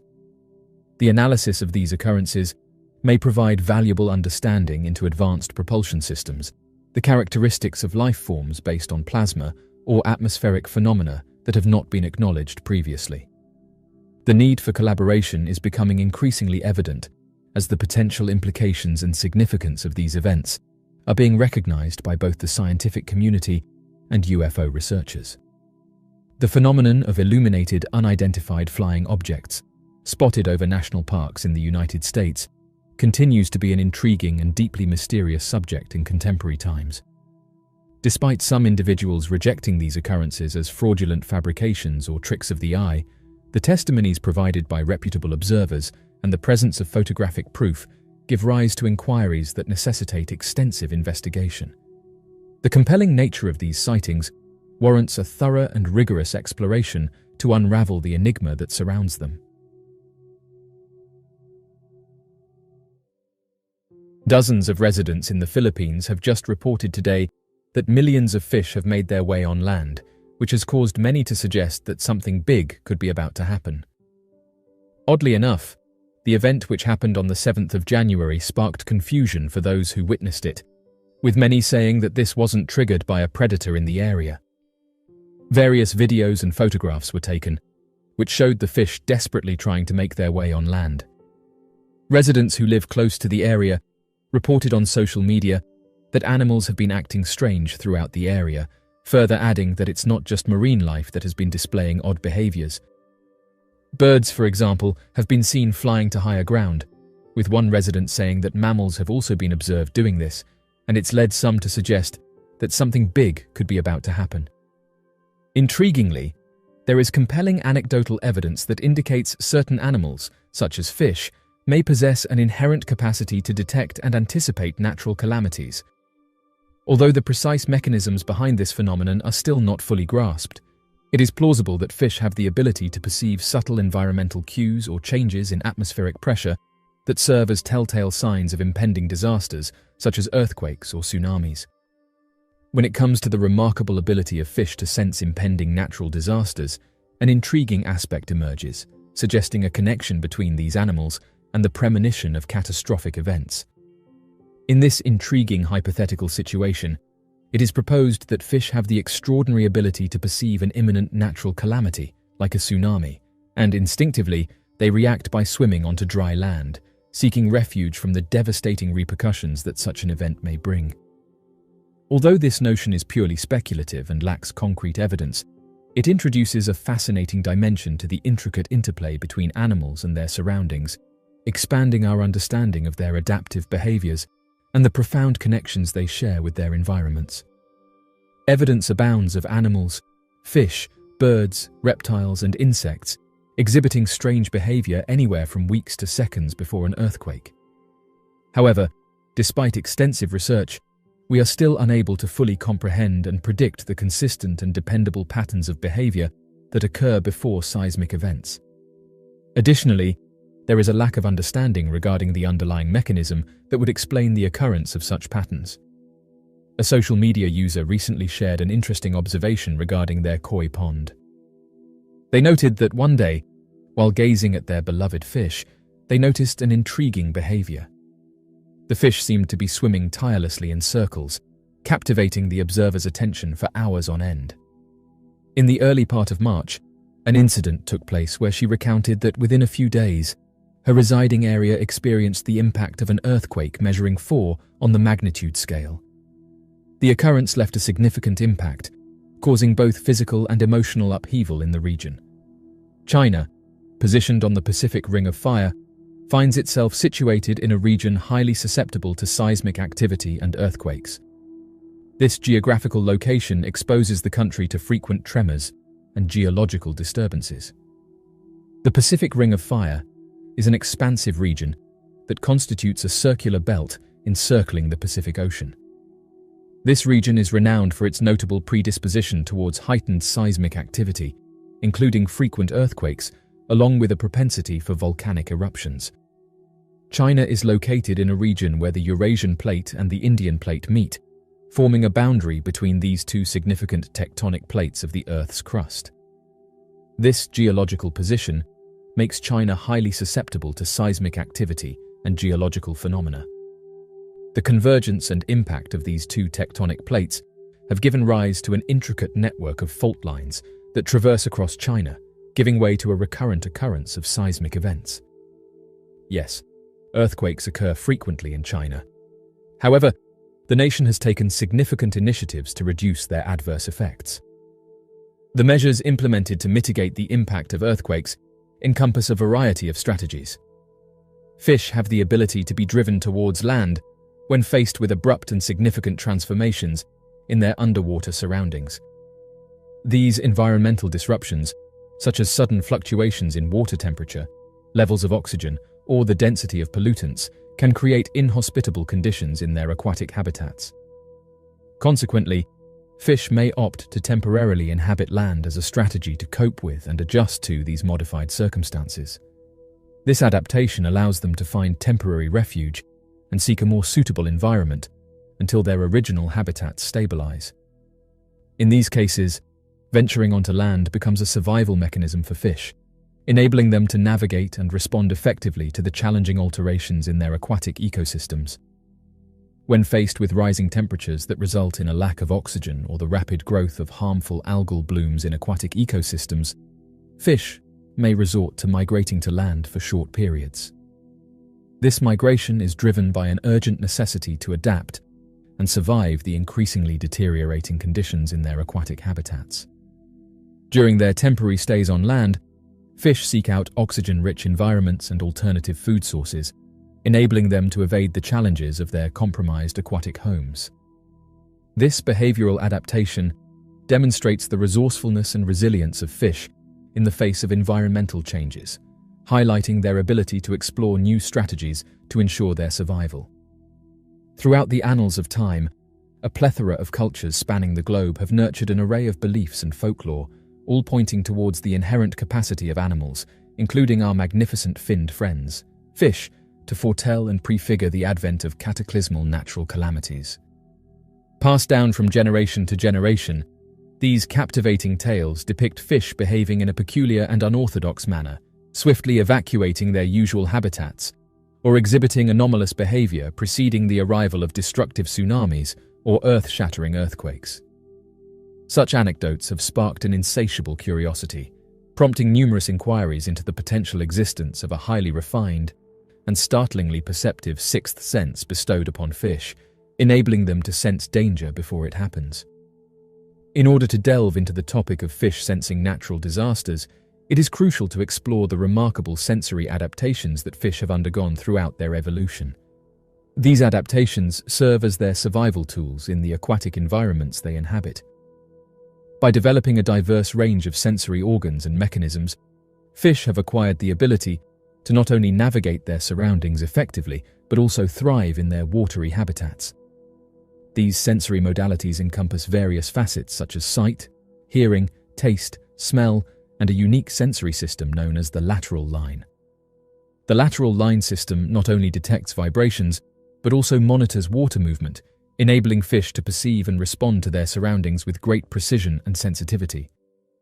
One widely accepted hypothesis posits that fish may be capable of detecting variations in environmental conditions that are linked to natural calamities through their sensory organs.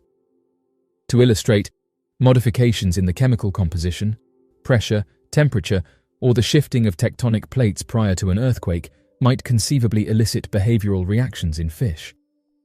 This ability to perceive impending disasters could potentially serve as a survival mechanism for these aquatic creatures, enabling them to react and adapt to their changing surroundings. Anecdotal observations of fish displaying abnormal behavior prior to natural disasters have sparked speculation regarding their capacity to detect imminent events. These reports frequently depict fish leaping out of the water or swimming erratically in shallow regions shortly before a significant seismic occurrence or a tsunami. Although intriguing, anecdotal evidence is restricted due to its subjective nature and the absence of organized data collection. Expanding on this topic in a comprehensive manner, it is important to delve deeper into the reasons behind these observed behaviors. While scientific research has yet to provide concrete evidence supporting the notion that fish possess a sixth sense for imminent natural disasters, some theories have emerged to shed light on this phenomenon.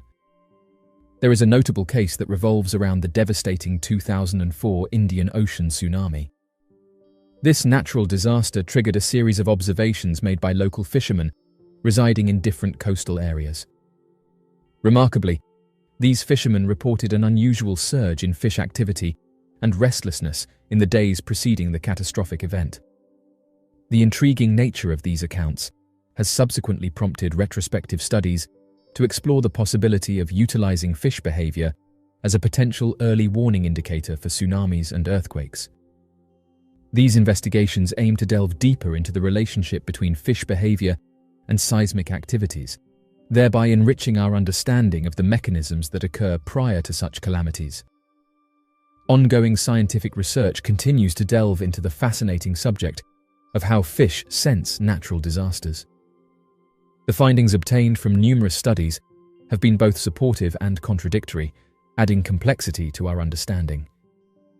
It has been suggested by some studies that fish do exhibit changes in their behavior when exposed to environmental cues linked to seismic activity.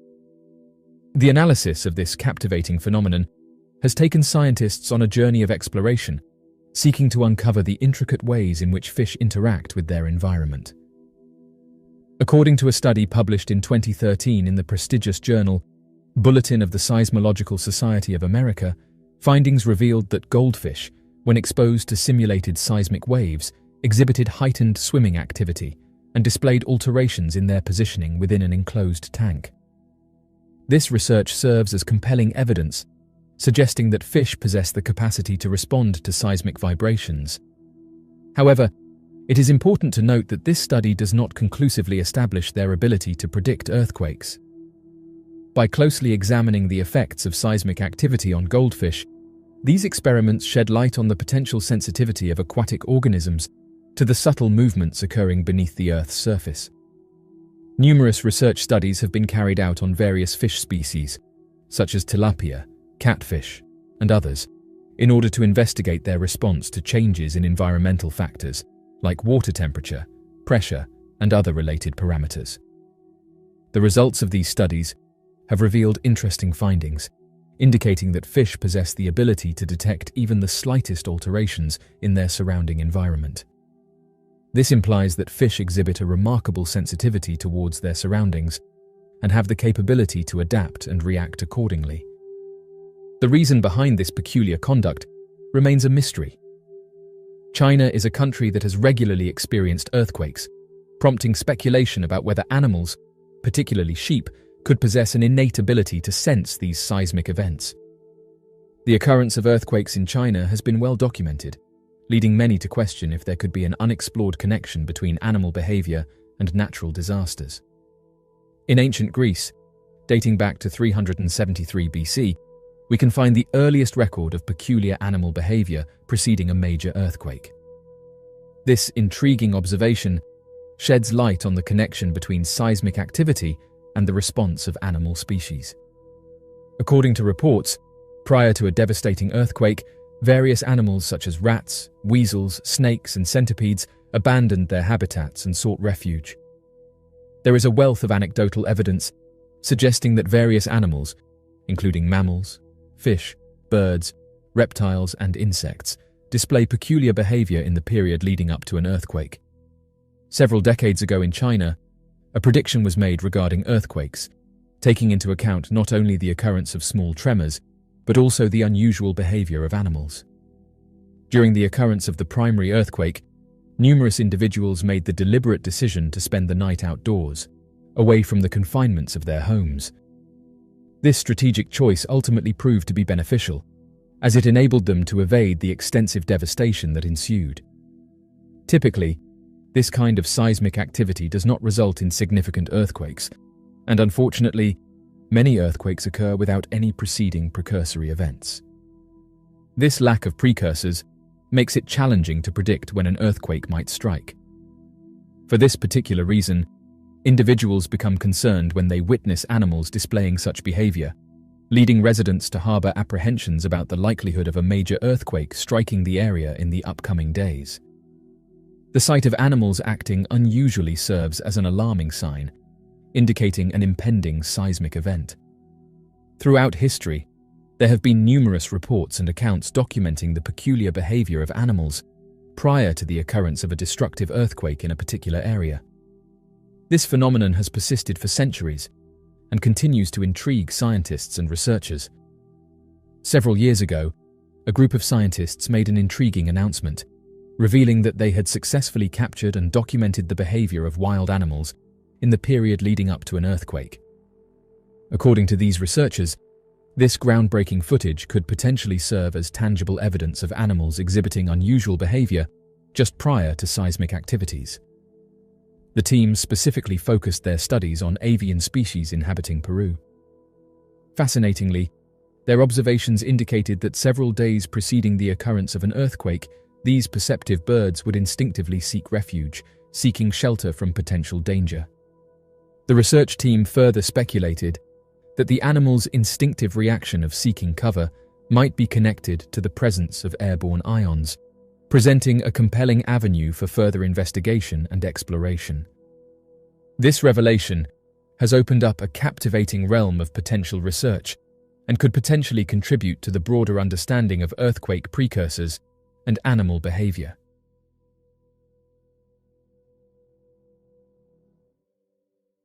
During the Antarctic expedition, 1911 to 1912, the Germans established a structure known as the Station House, along with 2 storage facilities on a specific portion of the Antarctic coast, which is now recognized as the Filchner ice shelf.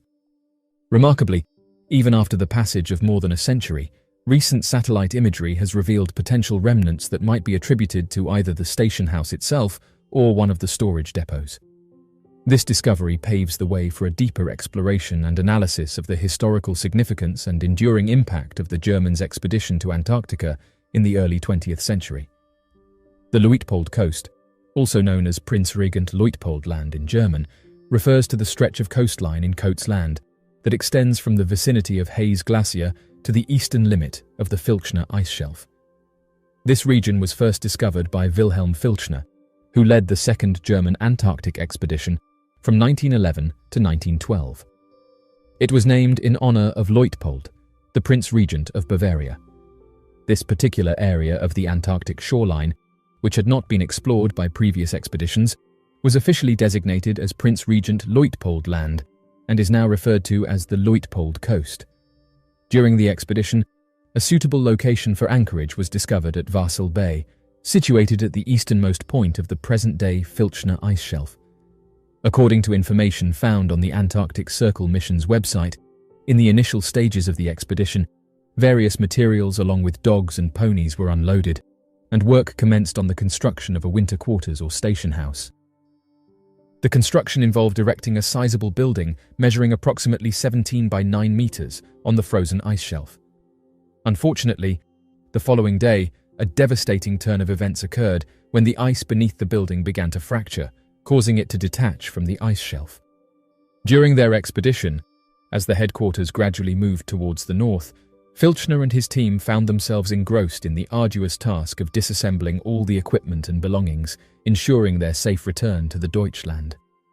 The party had the extraordinary experience of encountering an immense spring tide, reaching a remarkable height of 3 meters. This phenomenon was accompanied by a sudden decrease in atmospheric pressure, impacting a vast area spanning nearly 600 square kilometers. When the camp had unintentionally drifted out to sea, all belongings and equipment had been successfully relocated, with the exception of a small portion of the structure. This incident highlighted the sheer magnitude of the tidal event and its consequential effects, providing a unique and awe-inspiring spectacle for the witnesses. After numerous attempts, they finally managed to make a successful landing on the vast expanse of continental ice. The landing site, situated approximately 100 meters above ground level, proved to be ideal for their purposes. To support their expedition, they established 2 substantial storage depots along the icy coastline. These depots were meticulously covered with a thick layer of ice, ensuring their preservation in the harsh environment. Filchner had initially planned to go back to South Georgia after his expedition, where he intended to stay for the winter and resume his mission the following summer. However, an unexpected event occurred when the sea froze over at an astonishingly rapid pace, resulting in the imprisonment of the Deutschland within the icy confines. The old building was allegedly found recently and has only become visible in the last few years. Strange missions in Antarctica have interested people for years. During November 2016, an event occurred that caused a significant stir among individuals on a global scale. It involved none other than John Kerry, a highly respected and prominent figure in the government. What made this event particularly intriguing was the fact that Kerry embarked on a journey to the remote and isolated region of Antarctica. This decision not only captured people's attention, but also sparked curiosity and raised numerous eyebrows. The purpose behind Kerry's trip was to personally witness and comprehend the profound impact of our changing world. Proclaimed as the most distinguished government official thus far to explore this icy terrain, Kerry aimed to gain a first-hand experience of the drastic effects that were taking place within the environment. Despite his tweet clarifying his intention to merely observe these effects up close, some individuals found it perplexing that someone of such high stature would go to such great lengths. However, Kerry's expedition was not without purpose or significance. This expedition can be seen as part of a comprehensive tour conducted by Kerry to strategically visit areas where undeniable evidence of a changing world could be observed and documented. There are, however, individuals who hold the belief that Kerry's visit to Antarctica encompasses other undisclosed agendas. It has been asserted by certain sources that there has been a noticeable rise in the level of engagement from various global powers in Antarctica during the past year and a half, with a particular focus on Russia. This heightened activity has prompted speculation and raised eyebrows among those closely monitoring the developments in the region. The motives behind such increased involvement, and whether they go beyond traditional scientific exploration, remain topics of intrigue and scrutiny. In February 2016, head of the Russian Orthodox Church, Patriarch Kirill, made a trip to the area, which appeared to be an unusual thing for him to do, and certainly caught the attention of people around the globe. There have even been rumors that President Obama made a secret visit during a trip to South America. The following 2 videos delve into various theories and claims, suggesting the existence of a mysterious and covert activity occurring in this particular region. While it is important to approach these theories with some skepticism, they undoubtedly offer intriguing perspectives. In October 2016, a significant international agreement was established among 24 countries, along with the countries comprising the European Union. This groundbreaking accord aimed to protect an extensive area of the Ross Sea, spanning 1.5 million square kilometers. The primary objective of this agreement was to ensure the preservation of the region's diverse wildlife and safeguard the delicate ecosystem from potential damage and exploitation. Under the terms of this agreement, not only was commercial fishing strictly prohibited within the designated area, but also exclusive access was granted to authorized vessels and individuals alone. While this endeavor undeniably holds noble intentions, with its core focus on environmental preservation, it does come at a cost. Some individuals perceive the agreement as a limitation, effectively making a substantial portion of the waters surrounding Antarctica inaccessible to the general public for a considerable duration of 35 years. It is crucial to recognize the significance of this international agreement, as it signifies a collective commitment to preserving the fragile ecosystem and protecting the vast array of marine life that inhabits the Ross Sea. The establishment of such a comprehensive protective measure demonstrates the recognition of the invaluable resources and biodiversity that exist within this area. Approximately 10 days prior to the official announcement of this agreement, on October 18th, online forums made public more than 20 images, with at least one capturing the attention of many due to its depiction of an unidentified flying object in the area. The authenticity of these images and the overall legitimacy of the leaked emails themselves have been a subject of heated debate and remain uncertain. Interestingly, a number of observant theorists quickly noticed the absence of particular numbers within the set of photographs. It appears as though these numbers were intentionally removed by someone of higher authority than Podesta, prior to the documents coming into his possession. The release of these photographs has raised countless questions and speculation among experts and enthusiasts alike.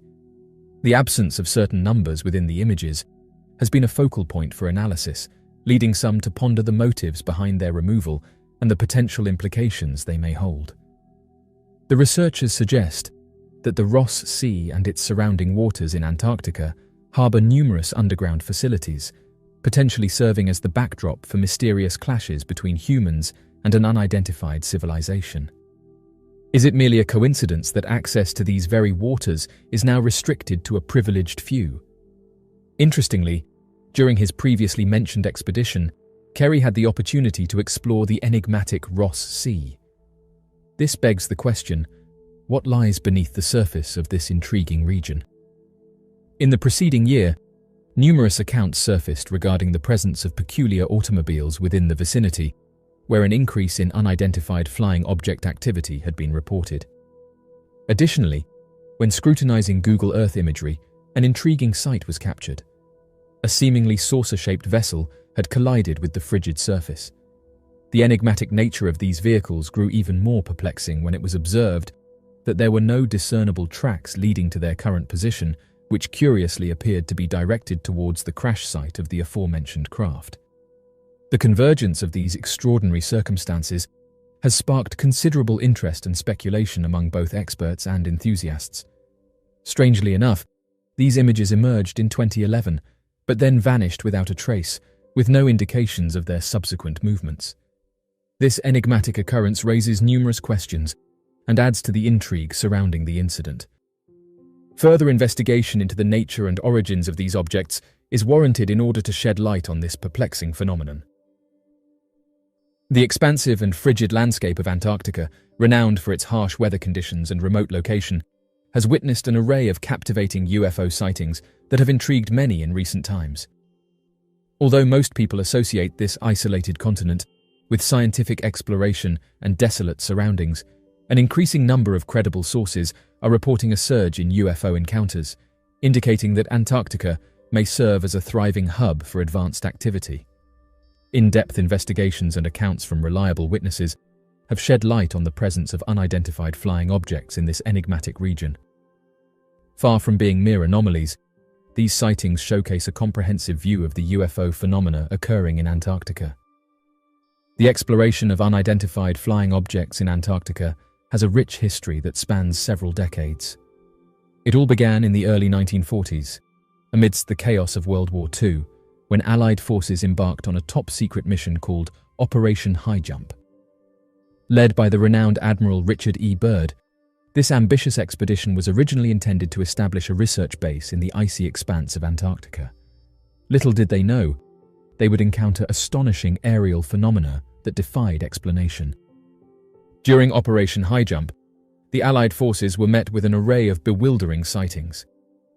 These sightings, which continue to captivate researchers and enthusiasts to this day, left a lasting impression on those who witnessed them. Admiral Byrd, a renowned explorer, made astonishing claims of encountering unidentified flying objects during his expeditions. According to his vivid accounts and corroborating testimonies from his crew members, these extraordinary aircraft possessed the extraordinary ability to traverse from one pole to another in a matter of seconds. It was evident that these flying saucers showcased technological advancements and capabilities that were far superior to anything known or devised by any nation on Earth during that era.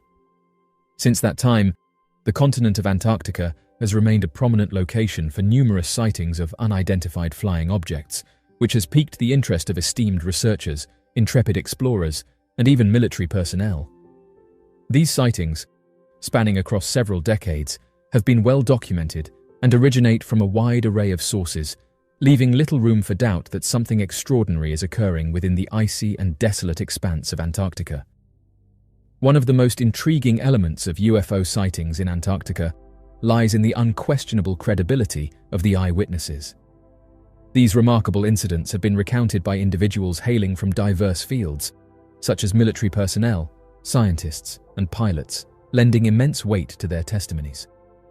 Without exception, these accounts vividly depict encounters with unidentified flying objects that display astonishing attributes and behaviors that defy explanation and challenge our understanding of the world around us.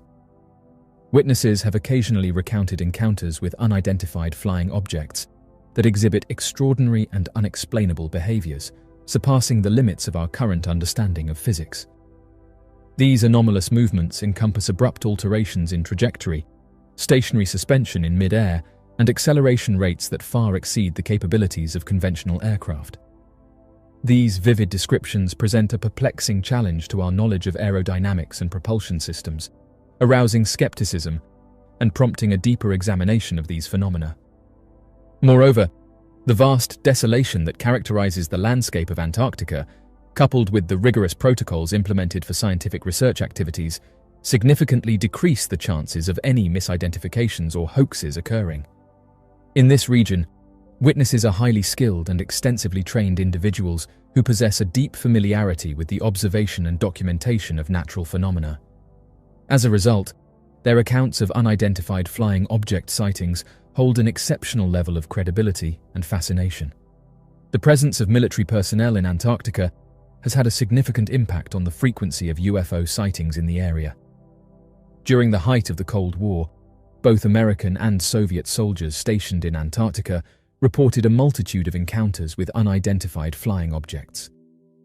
These sightings were not isolated incidents, but rather a consistent phenomenon that involved unidentified objects conducting surveillance flights and showcasing remarkably advanced flight capabilities. The involvement of military personnel in Antarctica during the Cold War era played a crucial role in these UFO sightings.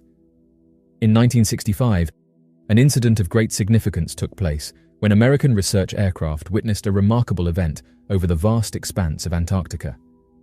This well-documented encounter left a lasting impression on the pilot, Commander George J. Kubas, and has since become a topic of intrigue and curiosity. The sighting involved a series of unidentified objects soaring through the skies with an otherworldly proficiency. These mysterious UFOs not only defied conventional explanation, but also showcased maneuvers that surpassed the capabilities of any known aircraft. In the last few years, there has been an increasing scientific curiosity surrounding UFO sightings that occur in Antarctica. Researchers and explorers are eager to unveil the mysteries behind these perplexing encounters. It is argued by certain scientists that the distinctive environmental conditions prevailing in Antarctica, characterized by its extreme cold and isolation, may create an environment conducive to the occurrence of extraordinary aerial phenomena that are yet to be comprehended by mainstream science. The interest in studying sightings in Antarctica has grown exponentially as scientists and explorers want to delve deeper into understanding the truth behind these enigmatic occurrences. Researchers have delved into an extensive investigation, aiming to establish a potential connection between UFO sightings in Antarctica and the peculiar magnetic anomalies or geothermal activity prevalent in the region.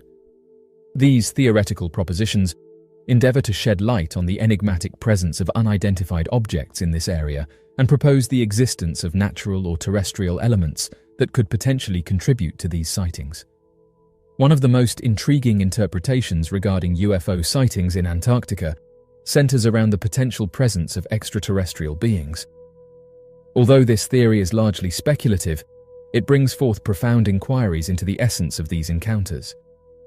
Such investigations delve extensively into the subject matter, leaving no stone unturned in their pursuit to uncover the truth. Proponents who support the extraterrestrial hypothesis posit the notion that Antarctica might possess undisclosed information that could intrigue advanced societies. These advocates propose that the distinctive geographical features and untapped resources of the continent could render it a strategically significant destination for beings from other realms. Undoubtedly, the UFO sightings recounted by individuals in Antarctica are an undeniable and authentic occurrence that demands meticulous scrutiny and exploration. When we examine the historical background, credible first-hand testimonies, military engagement, and scientific curiosity, all these factors amalgamate to portray a captivating representation of peculiar aerial incidents transpiring in this isolated and enigmatic part of the world. The accounts of unidentified flying objects witnessed in the icy terrains of Antarctica constitute a phenomenon that cannot be trivialized or dismissed. The notion of time travel has always been a source of profound captivation and intrigue for humanity, transcending cultural and generational boundaries. The mere thought of embarking on a journey through time, whether it be to revisit historical moments or venture into the unknown future, exerts an irresistible and deep-seated allure for countless individuals around the world. According to a recent claim made by an individual claiming to be a time traveler, a significant event with negative consequences is imminent. The person in question confidently introduced himself as Alexander and made an astonishing assertion that he hailed from the future, identifying himself as a time traveler. This extraordinary claim left everyone astounded and curious about his alleged experiences. He discussed a forthcoming society teetering on the edge of collapse, with severe damage to the environment, widespread social unrest, and a significant wealth gap. In his depiction, he conveyed a bleak and distressing image of a global landscape marred by incessant wars, a severe lack of essential resources, and the utter collapse of social frameworks. The expert issued a strong caution, stressing the urgency of prompt action to avert an imminent disaster that would inevitably transpire in the coming 5-year period if no immediate measures were implemented. Social media users displayed a combination of astonishment and apprehension as they absorbed the information. When it came to Alexander's assertions, opinions were divided. While some people outright dismissed him as delusional, others took the time to consider the validity of his claims as genuine. While contemplating the ramifications of disregarding his cautionary advice, they carefully considered the potential implications not only for their own lives, but also for the well-being and prospects of future generations. Although the concept of Alexander being a time traveler may have appeared implausible initially, the impact of his message resonated deeply with those who had encountered it. A multitude of individuals have expressed their apprehensions regarding the current state of the world, asserting that it is highly probable for circumstances to deteriorate further in the times ahead. These concerns encompass a wide range of issues and span various aspects of societal, environmental, and economic domains. Alexander recently took to social media to reiterate his belief that the situation is bound to deteriorate significantly before any signs of improvement arise. Furthermore, he predicted the occurrence of a possible uprising within the upcoming 5 years, suggesting that people's patience with the prevailing circumstances is rapidly diminishing. Some individuals have duly noted that these assertions are firmly grounded in actuality, and one of Alexander's cautionary remarks pertains specifically to the occurrence of famine. The topic of famine, and its potential consequences in the future, is a multifaceted and intricate issue that demands careful examination. While it remains a daunting task to accurately forecast future events with complete certainty, there are numerous factors that point towards a potential escalation in the dangers associated with famine. As stated by their predictions, it has been foreseen that the year 2027 will witness the complete eradication of humanity from our planet, leaving no trace of human life behind. This grim forecast paints a comprehensive picture of a future where not a single human will survive past this date. In his discourse, he vividly described an impending catastrophic event that would have far-reaching consequences, triggering the gradual disintegration of entire civilizations, the disappearance of bustling cities, and the eerie tranquility that would envelop deserted landscapes. According to his warning, if prompt measures were not taken, this looming disaster would transpire in the next half-decade. The assertion made by some individuals was met with skepticism, with some dismissing it as mere delusions. However, others engaged in thoughtful discussions and expressed how they were concerned about future generations. The individuals carefully contemplated the grave implications of disregarding his cautionary message, acknowledging the possible ramifications not only for their present existence, but also for the welfare and prospects of future generations. The concept of him being a time traveler may have initially seemed implausible, but the weight of their message left a profound impact on those who had the opportunity to read it. They further noted that if necessary actions are not implemented to strengthen agricultural productivity, enhance distribution systems, and tackle environmental issues, there is a significant potential for an increase in the likelihood of food scarcity and subsequent famines. The continuous shifts in weather patterns, the occurrence of extreme weather events, and the relentless rise in temperatures pose significant threats to agricultural production. When extreme heat waves, prolonged droughts, severe floods, and alteration in rainfall patterns occur, they can have devastating effects on agricultural systems. Vulnerable regions that heavily depend on agriculture as their primary means of sustenance and financial stability are particularly susceptible to various risks and challenges. If appropriate measures to adapt and implement resilient agricultural practices are not put in place, the potential consequences on food production could worsen the already existing risk of famine. Moreover, it should be noted that economic factors, such as the presence of poverty, hold immense influence when it comes to ascertaining the susceptibility of communities to the dire circumstances of famine. The idea of time travel, which has always fascinated the human mind, has found its way into various forms of artistic expression, including literature, movies, and scientific studies.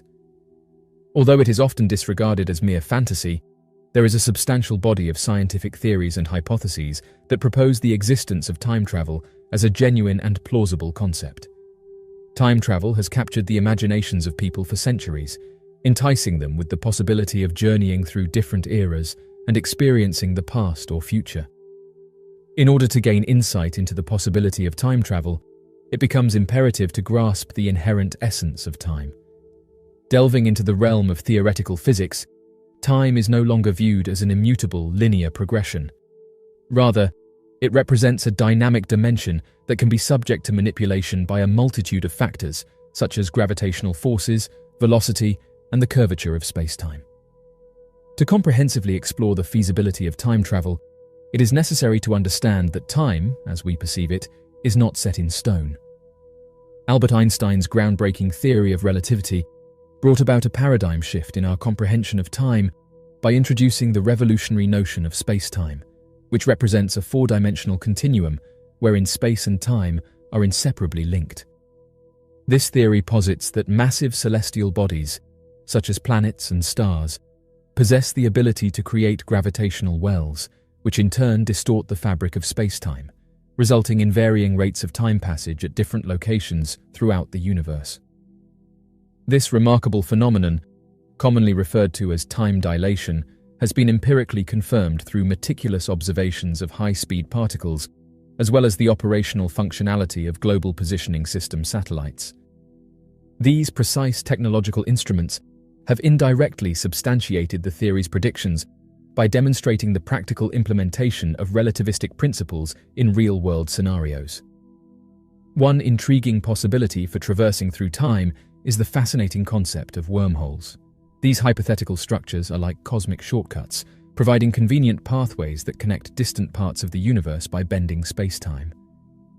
Wormholes emerge as solutions to Albert Einstein's fundamental equations of general relativity, and although they have not been observed in reality, their theoretical characteristics raise the prospect of enabling time travel. A wormhole can be visualized as a tunnel-like connection that links two separate points in space-time. Instead of having to traverse vast distances, one could potentially enter a wormhole at one location and emerge at another, covering astronomical gaps. A theoretical concept known as a traversable wormhole, if it indeed exists, has the potential to establish connections between distant regions of space-time, enabling instantaneous travel between them. This intriguing notion has captured the attention of physicists who speculate that through the manipulation of a wormhole's geometry and careful control of its properties, it may be plausible to navigate these cosmic bridges and gain access to different temporal points. The twin paradox, a well-known thought experiment, serves as a valuable illustration of the concept of time dilation proposed by Einstein's theory of relativity. It revolves around the journey of two identical twins, where one embarks on a high-speed voyage through space while the other remains firmly planted on Earth. When the two twins reunite, a remarkable discrepancy becomes apparent. The twin who traveled at high speeds is noticeably younger than the one who remained stationary. This phenomenon can be attributed to the time dilation encountered during the journey, a result of the complex interplay between velocity and time.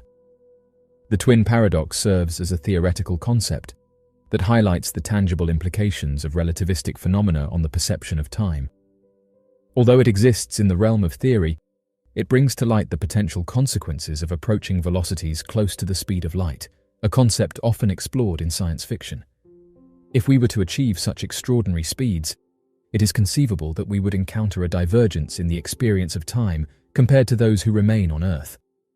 Essentially, this would allow us to embark on a journey towards the future, where the passage of time would manifest in a distinct manner. The fascinating domain of quantum mechanics presents captivating revelations regarding the potentiality of traversing through time.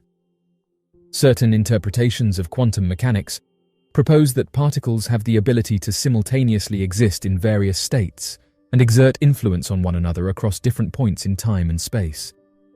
This field of study delves deep into the fundamental nature of reality, offering a comprehensive exploration of the intricate dynamics that enable the concept of time travel to be contemplated. Closed, time-like curves are fascinating theoretical concepts that emerge from the combination of general relativity and quantum mechanics. These constructs depict paths in the fabric of space-time that form loops, ultimately leading to the intriguing possibility of violating causality. In other words, closed, time-like curves could create situations where events can influence events that occurred in their own past. While the concept of closed, time-like curves remains purely theoretical, there have been notable investigations by physicists into the potential ramifications of quantum mechanics and general relativity when it comes to the concept of time travel. These explorations have given rise to the proposal of groundbreaking theoretical frameworks that hold the potential to enable journeys to the past. The concept of time travel is a topic that often sparks discussions about the famous grandfather paradox. This paradox presents a hypothetical scenario where a time traveler ventures back in time and takes actions that prevent their own existence by stopping their grandparents from meeting. This thought-provoking idea delves into the intricacies and contradictions that arise when considering the possibilities of altering the past and its potential impact on the future. Within the realm of theoretical physics, there have been countless proposed solutions to the perplexing issue known as the grandfather paradox. These solutions aim to address the conundrum of altering the past and its potential repercussions. One prevailing proposition suggests that tampering with the past would not result in a paradox, but rather give rise to an entirely new timeline or parallel universe. In this scenario, the original timeline's causality remains intact, ensuring consistency. On the other hand, some scholars argue that the universe itself possesses mechanisms that prevent any occurrence of paradoxical situations. While the concept of time travel is captivating in theoretical frameworks, the actual implementation and realization of time travel pose significant obstacles. The construction and navigation of wormholes, or the achievement of speeds similar to that of light, as predicted by the theory of relativity, present technological challenges that humanity has yet to conquer. These endeavors require advancements far beyond our current capabilities, and thus remain as elusive frontiers in the realm of possibility. Physicists and researchers persist in their quest to unravel the mysteries of the universe, ceaselessly engaging in experiments and theoretical studies that challenge the limits of human comprehension. These relentless endeavors not only broaden our knowledge, but also pave the way for groundbreaking discoveries. Notably, recent advancements in quantum computing and the exploration of quantum entanglement present promising opportunities for delving into the fundamental nature of time, and even contemplating the tantalizing concept of time travel. As of right now, the concept of time travel, although still a subject of speculation and theoretical study, is not entirely impossible. The exploration of time travel is deeply rooted in the vast realm of theoretical physics, encompassing fundamental principles such as Einstein's theory of relativity, the intricate notion of wormholes, and the perplexing principles of quantum mechanics. Time travel continues to be a fascinating field of inquiry, inviting us to delve into the depths of our understanding of the universe. A man in Wajima City reported that the day before the earthquake hit Japan, he noticed a strange orange light in the sky. After watching it for several minutes, he noticed that it suddenly started to change shape. At first it turned into a circle, and then into a cross. While this was happening, he managed to capture some of these formations on camera, and said that during this strange encounter, 3 glowing orbs showed up. The man detailed that before this encounter, he had never seen anything like this, and that what transpired next changed his outlook. He reported that an astonishing sight unfolded before him, revealing a resplendent and luminescent orange cross suspended majestically in the velvety night sky. He reported that the cross, suspended in the sky, seemed to pulsate with an otherworldly energy, emanating a captivating and welcoming radiance. Bolstered by an irrepressible urge to immortalize this surreal moment, he frantically fumbled for his smartphone, anticipating the capturing of this extraordinary phenomenon. As the man observed the mysterious light intently, his eyes widened with awe as he witnessed another mesmerizing spectacle unfold before him. With each passing moment, 3 mystical orbs materialized into existence, their ethereal presence taking the shape of perfect triangles. In a breathtaking display, these orbs gracefully orbited around a radiant cross, their movements synchronized flawlessly in a celestial dance. The cross itself emitted a soft, gentle orange glow, casting a warm aura in the darkness. However, it was the luminosity emanating from the orbs that truly captured the man's attention, its brilliance rivaling that of the cross. The harmonious interplay between the cross and the orbs created a captivating visual that he had never seen before. He also pointed out that none of these objects made a noise. The mysterious triangular orbs floated effortlessly in the vast expanse of the sky, their presence seemingly intertwined with the cross that stood resolutely beneath them. Each orb, perfectly positioned, formed an equilateral triangle, and it was during this moment that he realized he was in the presence of something extraordinary, something that defied the boundaries of rational comprehension. As he gazed upon the mesmerizing spectacle unfolding before his eyes, the concept of time ceased to hold any significance, and he reported that the bustling world around him faded into insignificance, leaving him enveloped in a profound tranquility that defied explanation. The man described that it felt as though he had transcended the boundaries of ordinary existence and entered a realm of pure enchantment, untouched by the constraints of daily life. The celestial display captivated him, evoking a sense of wonder and awe that expanded his perception of reality. Oddly enough, this isn't the first time that someone has witnessed these types of objects before a disaster. The enduring fascination with UFO sightings, a phenomenon shrouded in mystery and still awaiting concrete answers, has captivated mankind for countless generations. While the conventional narrative often dismisses these encounters as mere hoaxes, hallucinations, or misidentifications, there exists a subset of UFO sightings that elicits profound curiosity. Numerous accounts from credible sources have put forward compelling evidence that connects these sightings with significant natural disasters or catastrophic events, leaving us with perplexing questions and a yearning for deeper understanding. UFO sightings prior to disasters have been a recurring phenomenon throughout history, with numerous well-documented cases. An illustrious incident took place in Italy in 1954, when a sequence of UFO sightings preceded a catastrophic flood in Florence. Witnesses described sighting radiant objects in the sky several days before the flood, leading to speculation that these sightings could have served as a cautionary sign or a forewarning of the impending calamity. The occurrence of UFO sightings ahead of catastrophic events is not something that emerged recently, but rather a phenomenon deeply rooted in history. There are many instances where such encounters are extensively recorded. Similar incidents have been recounted in different regions worldwide, spanning from earthquake-prone zones in Japan to hurricane-prone areas in the United States. These remarkable anecdotes frequently depict unidentified flying objects as being positioned, darting, or executing peculiar moves in the heavens just prior to a natural calamity. The striking consistency of these narratives from diverse geographical locations and time periods inevitably raises thought-provoking inquiries regarding their authenticity and significance. Delving deeper into the subject, a comprehensive exploration of these accounts is crucial in order to shed light on the intricate connection between UFO sightings and impending natural disasters while maintaining a neutral standpoint. One of the most intriguing elements surrounding sightings of unidentified flying objects prior to catastrophic events is the remarkable credibility of the individuals who report them.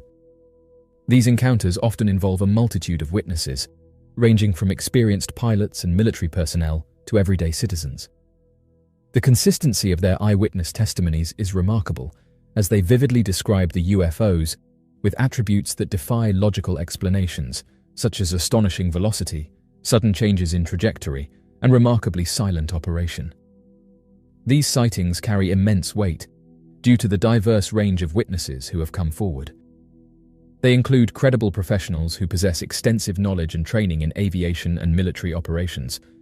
Moreover, it is worth mentioning that a significant number of these individuals who have come forward as witnesses to UFO phenomena have no previous inclination or engagement with the subject matter or any interest in paranormal activities. This particular aspect adds an extra layer of complexity in dismissing their accounts as figments of their imagination or illusions. The credibility attributed to these witnesses poses a significant challenge to the widely held notion that all sightings of unidentified flying objects are the outcomes of either elaborate hoaxes or mere misinterpretations of ordinary occurrences.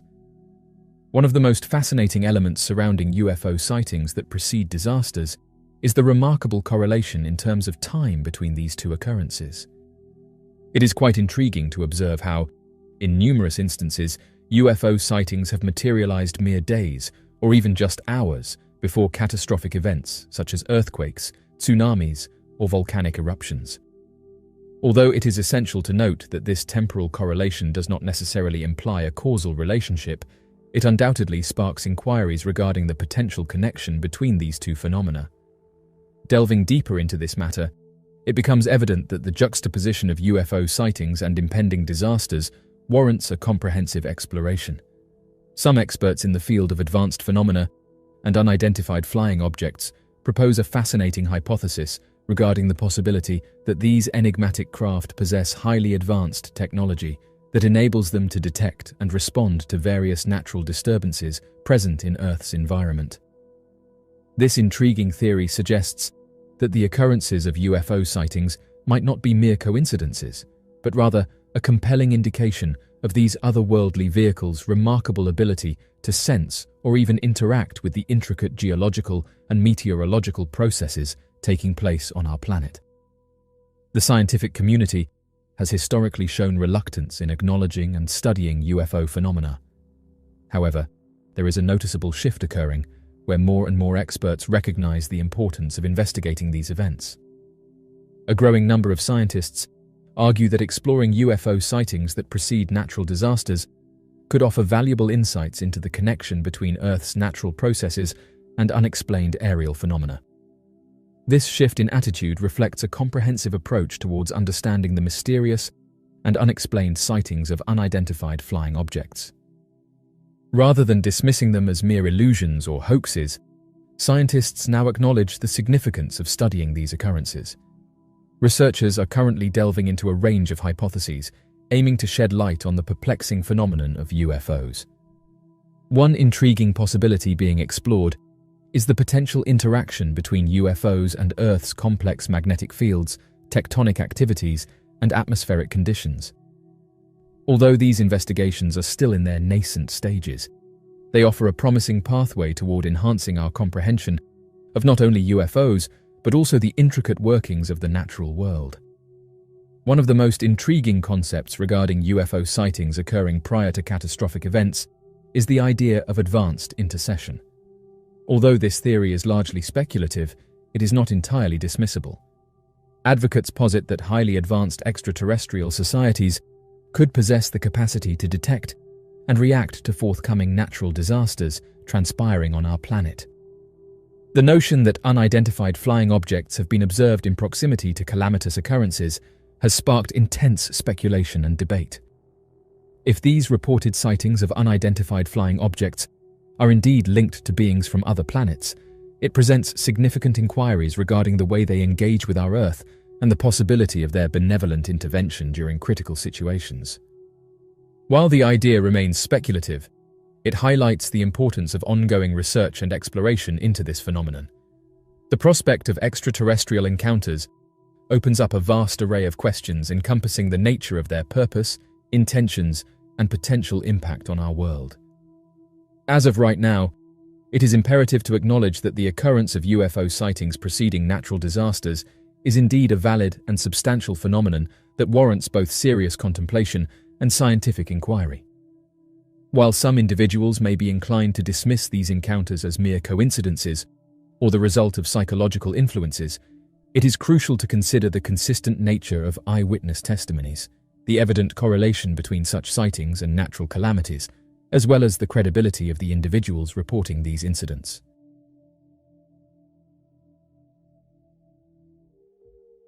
The majestic Baltic Sea, renowned for its breathtaking coastline and idyllic islands, holds a mysterious enigma lurking beneath its tranquil waters, the enigmatic phenomenon known as the Baltic Sea Anomaly. For several years, the enigma of an intriguing formation uncovered by Swedish treasure hunters in 2011 has left scientists, researchers, and ocean explorers utterly perplexed. Recently, an unidentified individual took to social media to share a peculiar revelation. This person declared that during their diving excursion in search of historical relics in the vicinity of the Baltic Sea Anomaly, they stumbled upon a most intriguing object. The individual asserts that he has harbored a profound fascination for an extended period of time regarding the Baltic Sea Anomaly, and he possesses an unwavering resolve to unveil the enigmatic truths concealed within. Equipped with cutting-edge diving gear, he set off on an extraordinary expedition to the Baltic Sea, captivated by the mysterious allure of a concealed metallic sphere lurking beneath the waters. The individual openly shared that his underwater exploration venture was executed with careful and thorough preparation. Delving into the icy and chilling depths of the Baltic waters, he descended further and further into the unknown abyss beneath. As he drew closer to the Baltic Sea Anomaly, the previously opaque and obscure depths gradually transformed into a haunting and otherworldly underwater panorama. The silhouette of the object emerged, lying on the ocean floor as if it were an ancient guardian, diligently protecting its mysterious secret. However, he made a point of mentioning that the visibility was incredibly poor, to the extent that he could only discern the general shape and form once he was in close proximity to it. As he drew nearer to the object, he unveiled a glimpse of a diminutive metallic item, prompting him to approach it with a blend of eager expectation and deep respect. The mysterious allure of the object prompted a surge of curiosity within him, urging him to explore its origins and significance. His hand, covered with a protective glove, extended towards the surface of the sphere, carefully making contact. As his fingers grazed the surface, he could feel the unmistakable sensation of coldness radiating from it. He embarked on a thorough examination of the sphere, meticulously removing layers of accumulated sediment and scattered debris that had amassed over countless centuries.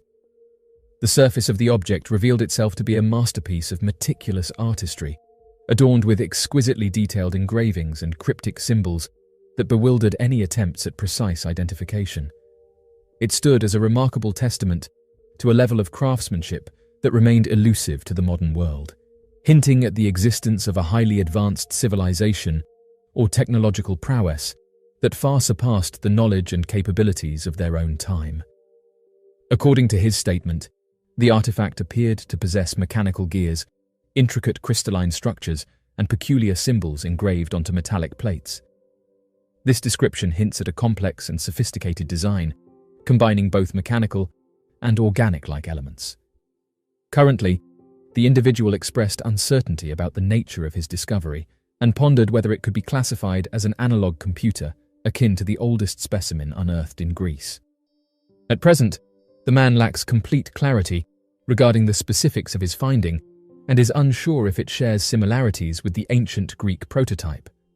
According to his recent statement, he expressed his anticipation for further exploration in the vicinity of the wreckage site, with the hopeful prospect of uncovering additional peculiarities or anomalies. The individual exhibits a genuine eagerness to delve deeper into uncharted territories and unravel the mysteries of the area. The diving team from Ocean X has been extensively exploring the ocean and has come across numerous mysterious discoveries. One of their most intriguing findings is the Baltic Sea Anomaly, a fascinating object resting on the seabed. This enigmatic structure has attracted significant attention due to its unusual appearance, resembling a disc-shaped aircraft. The online community has been abuzz with speculation, suggesting that the diving team may have stumbled upon an advanced aerial vehicle. With a sizable diameter of 60 meters, the Baltic Sea Anomaly resides in the depths of the northern Baltic Sea. This remarkable discovery was made by Peter Lindberg, Dennis Asberg, and their esteemed Swedish diving team, known as Ocean X, in June of 2011. The Baltic Sea Anomaly has become a subject of great interest, captivating the imagination of both experts and enthusiasts alike. Its peculiar shape and placement have sparked discussions about its origins and purpose. Some theories propose that it could be a remnant of an ancient civilization, while others speculate about its potential advanced connection. Despite the absence of conclusive evidence, the presence of such a distinct and mysterious structure continues to intrigue researchers and fuel further exploration. The expeditionary team made an astonishing discovery during their mission to locate an ancient shipwreck. While passing over the unknown object, they detected a captivating reading that immediately caught their attention. According to the findings of Ocean X, this enigmatic anomaly exhibits an intriguing thickness, measuring approximately 3 to 4 meters, with a surprisingly extensive diameter of around 60 meters. Remarkably, the object rests upon a robust pillar-like structure, soaring to an impressive height of about 8 meters. It lies submerged between depths of 85 to 90 meters, beneath an area characterized by extremely poor visibility, which poses a significant challenge for the team as they attempt to observe their surroundings. Interestingly, the team encountered a series of equipment malfunctions during their initial encounter with the anomaly. These malfunctions inexplicably ceased as soon as they moved past the mysterious object. At first, the team dismissed this as mere coincidence. However, when they retraced their steps and encountered the same equipment issues again, they began to entertain the notion that the object emits some kind of electromagnetic field. In order to test this hypothesis, the team conducted multiple experiments and, astonishingly, they consistently experienced equipment failure whenever they approached the anomaly. The team's fascinating findings have sparked a multitude of questions and speculations. Their exploration and analysis of the mysterious object, coupled with the data they have collected, have opened up new avenues of investigation in uncovering the true nature and significance of this captivating discovery. According to the account of experienced diver Stefan Hogeborn, he encountered a truly remarkable and unexplainable phenomenon during one of his dives. He noted that when he and his team came into close proximity to a certain object underwater, all their electronic devices, including a satellite phone, inexplicably ceased to function. This bizarre occurrence left them perplexed and intrigued. However, as they gradually distanced themselves from the object, approximately 200 meters away, their devices miraculously started working again, as if the interference had magically vanished. Astonishingly, once they returned above the mysterious object, their electronic devices once again malfunctioned, leaving them astounded at the inexplicable nature of this event. The photographs were sent to various universities for analysis, and their consensus was that the object in question was a result of natural formation. However, the divers who encountered the object strongly dispute this conclusion. They argue that natural formations lack the capability to deactivate electrical equipment or exhibit a distinct disc-like shape. These divers question the notion that the object could be simply attributed to the forces of nature alone. Dennis Asberg, in collaboration with the diving team from Ocean X, recently made a groundbreaking revelation by sharing an extraordinary photograph of the mysterious anomaly. This captivating image, which has never been observed before, has aroused great curiosity and intrigue among experts and enthusiasts alike. According to his statement, a photograph of the Baltic Sea Anomaly, which had never been seen before, was captured in 2012. The image depicts a distinct triangular shape with a noticeable opening. However, due to its subtle appearance, the team provided a modified version of the picture, highlighted with a red line. This highlighting allows for a clearer observation of the sediment-covered plate and the presence of burnt organic material beneath it. It is important to note that the photograph was taken from the side of the enigmatic object. According to individuals who have observed the image, the longer you gaze at it, the more distinct features become apparent. They have noticed the presence of defined edges and openings that directly penetrate the structure, which was initially described during the team's initial exploration. One user remarked that it resembles debris from the ocean, with coral growth accumulated on its surface. This perpendicular perspective grants us a more comprehensive view of the object, allowing us to discern a solid entity hidden beneath the coral. Upon the initial identification of the peculiar item, the team found themselves filled with a multitude of inquiries, urging them to delve deeper into the mystery. However, their thorough investigation only served to raise additional pressing questions in their minds. As the skilled divers carefully approached the enigmatic anomaly, their sharp eyes caught sight of an intriguing sight, a seemingly darkened staircase extending invitingly into the heart of the object. Notably, recognizing the need for scientific analysis, they meticulously collected samples, hoping to unravel the enigma through a detailed examination of its composition. After subjecting the samples to the discerning eyes of expert researcher Steve Weiner, an astonishing revelation came to light. The object at hand was not a mere natural geological formation, but rather a carefully crafted assemblage of metals that do not exist in the realm of nature. The research team from Ocean X reported their extraordinary findings during their deep-sea exploration. In the profound darkness of the ocean depths, they stumbled upon an awe-inspiring structure of monumental proportions. To put it into perspective, they compared its immense size to that of a commercial passenger aircraft. Navigating through such pitch-black conditions presented them with considerable challenges. What further fascinated the team was the presence of a distinctive trail trailing behind the object, which was corroborated by sonar imagery. This intriguing observation has sparked speculation that the colossal structure may have crashed and skidded along the ocean floor. The divers further uncovered visible skid marks in the vicinity, adding to the evidence. Moreover, the researchers were astounded by the peculiar carvings adorning the surface of the object. These markings seemed unnatural, deviating from what is typically seen in natural formations. The wreckage rests at an approximate depth of 90 meters, further complicating efforts to capture clear footage or photographs of the site due to the murky waters. Delving into the depths of this extraordinary discovery, The comprehensive exploration sheds light on the sheer magnitude of this underwater structure. It prompts us to contemplate its origin, the mysteries it may hold, and the possibility of its tumultuous journey beneath the waves. The research team returned to the site once again, this time employing a remotely operated vehicle as part of their extensive investigation. Upon approaching the anomaly at a distance of just a few meters, they encountered a perplexing issue. The remotely operated vehicle's compass began to malfunction erratically. Interestingly, this was not the first instance of such an occurrence during their initial encounter with the enigmatic anomaly. Peter Lindbergh, a member of the team, shed light on the challenging circumstances, stating the following: "The combination of extremely poor visibility and the unpredictability of the compass made it exceedingly difficult to accurately track the remotely operated vehicle's precise location. The compass appeared to have a mind of its own, leading to frequent tangling of its tether. These unforeseen complications added an extra layer of complexity to their ongoing investigation." End quote. Many knowledgeable individuals have shared accounts of an anomaly referred to as the equipment turning off phenomenon.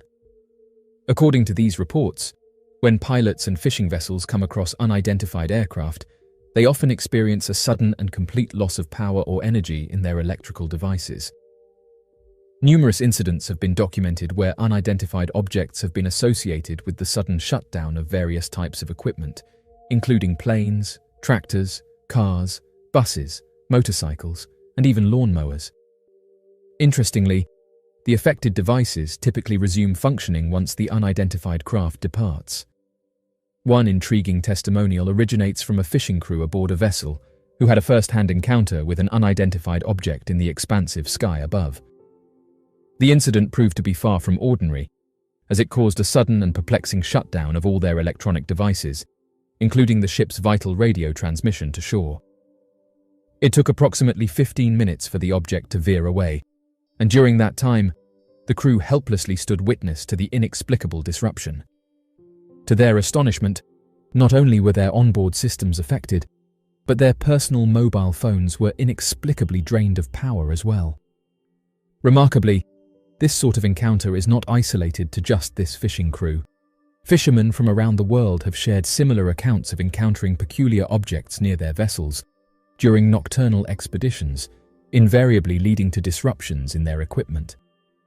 Despite the widespread occurrence of these events, limited scientific research has been conducted on this perplexing phenomenon, with predominantly eyewitnesses relaying their experiences. However, the voices of a few brave pilots have emerged, corroborating the unsettling influence exerted by these enigmatic objects on their aircraft. The significance of these encounters and their potential implications demand a deeper exploration and comprehensive investigation to shed light on the mysteries that shroud them.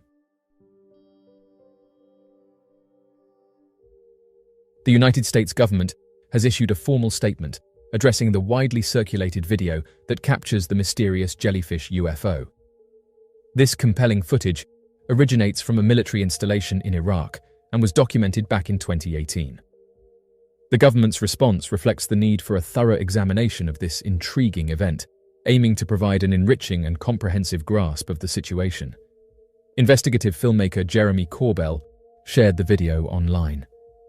Corbell, known for his involvement in the newly unveiled UFO Revolution docuseries, emphasized that the unidentified flying object depicted in the footage was formally classified as an unidentified aerial phenomenon by the Pentagon. This classification was part of the comprehensive analysis conducted by the Pentagon, and not merely a casual observation. Former Marine Michael Sinkowski, who served at an Iraq military camp, expressed that he and his fellow service members were deeply disturbed by an unidentified flying object that they referred to as the spaghetti monster. Sinkowski emphasized that the peculiar aerial phenomenon was witnessed multiple times by military personnel stationed at the base.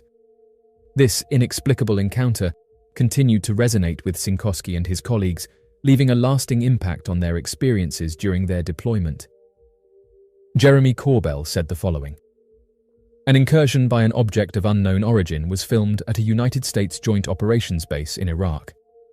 The object was designated Unidentified Anomalous Phenomena and was tracked for a durational period. The object moved through a sensitive military installation and eventually traversed over a body of water, where it performed a controlled descent, submerging into the water.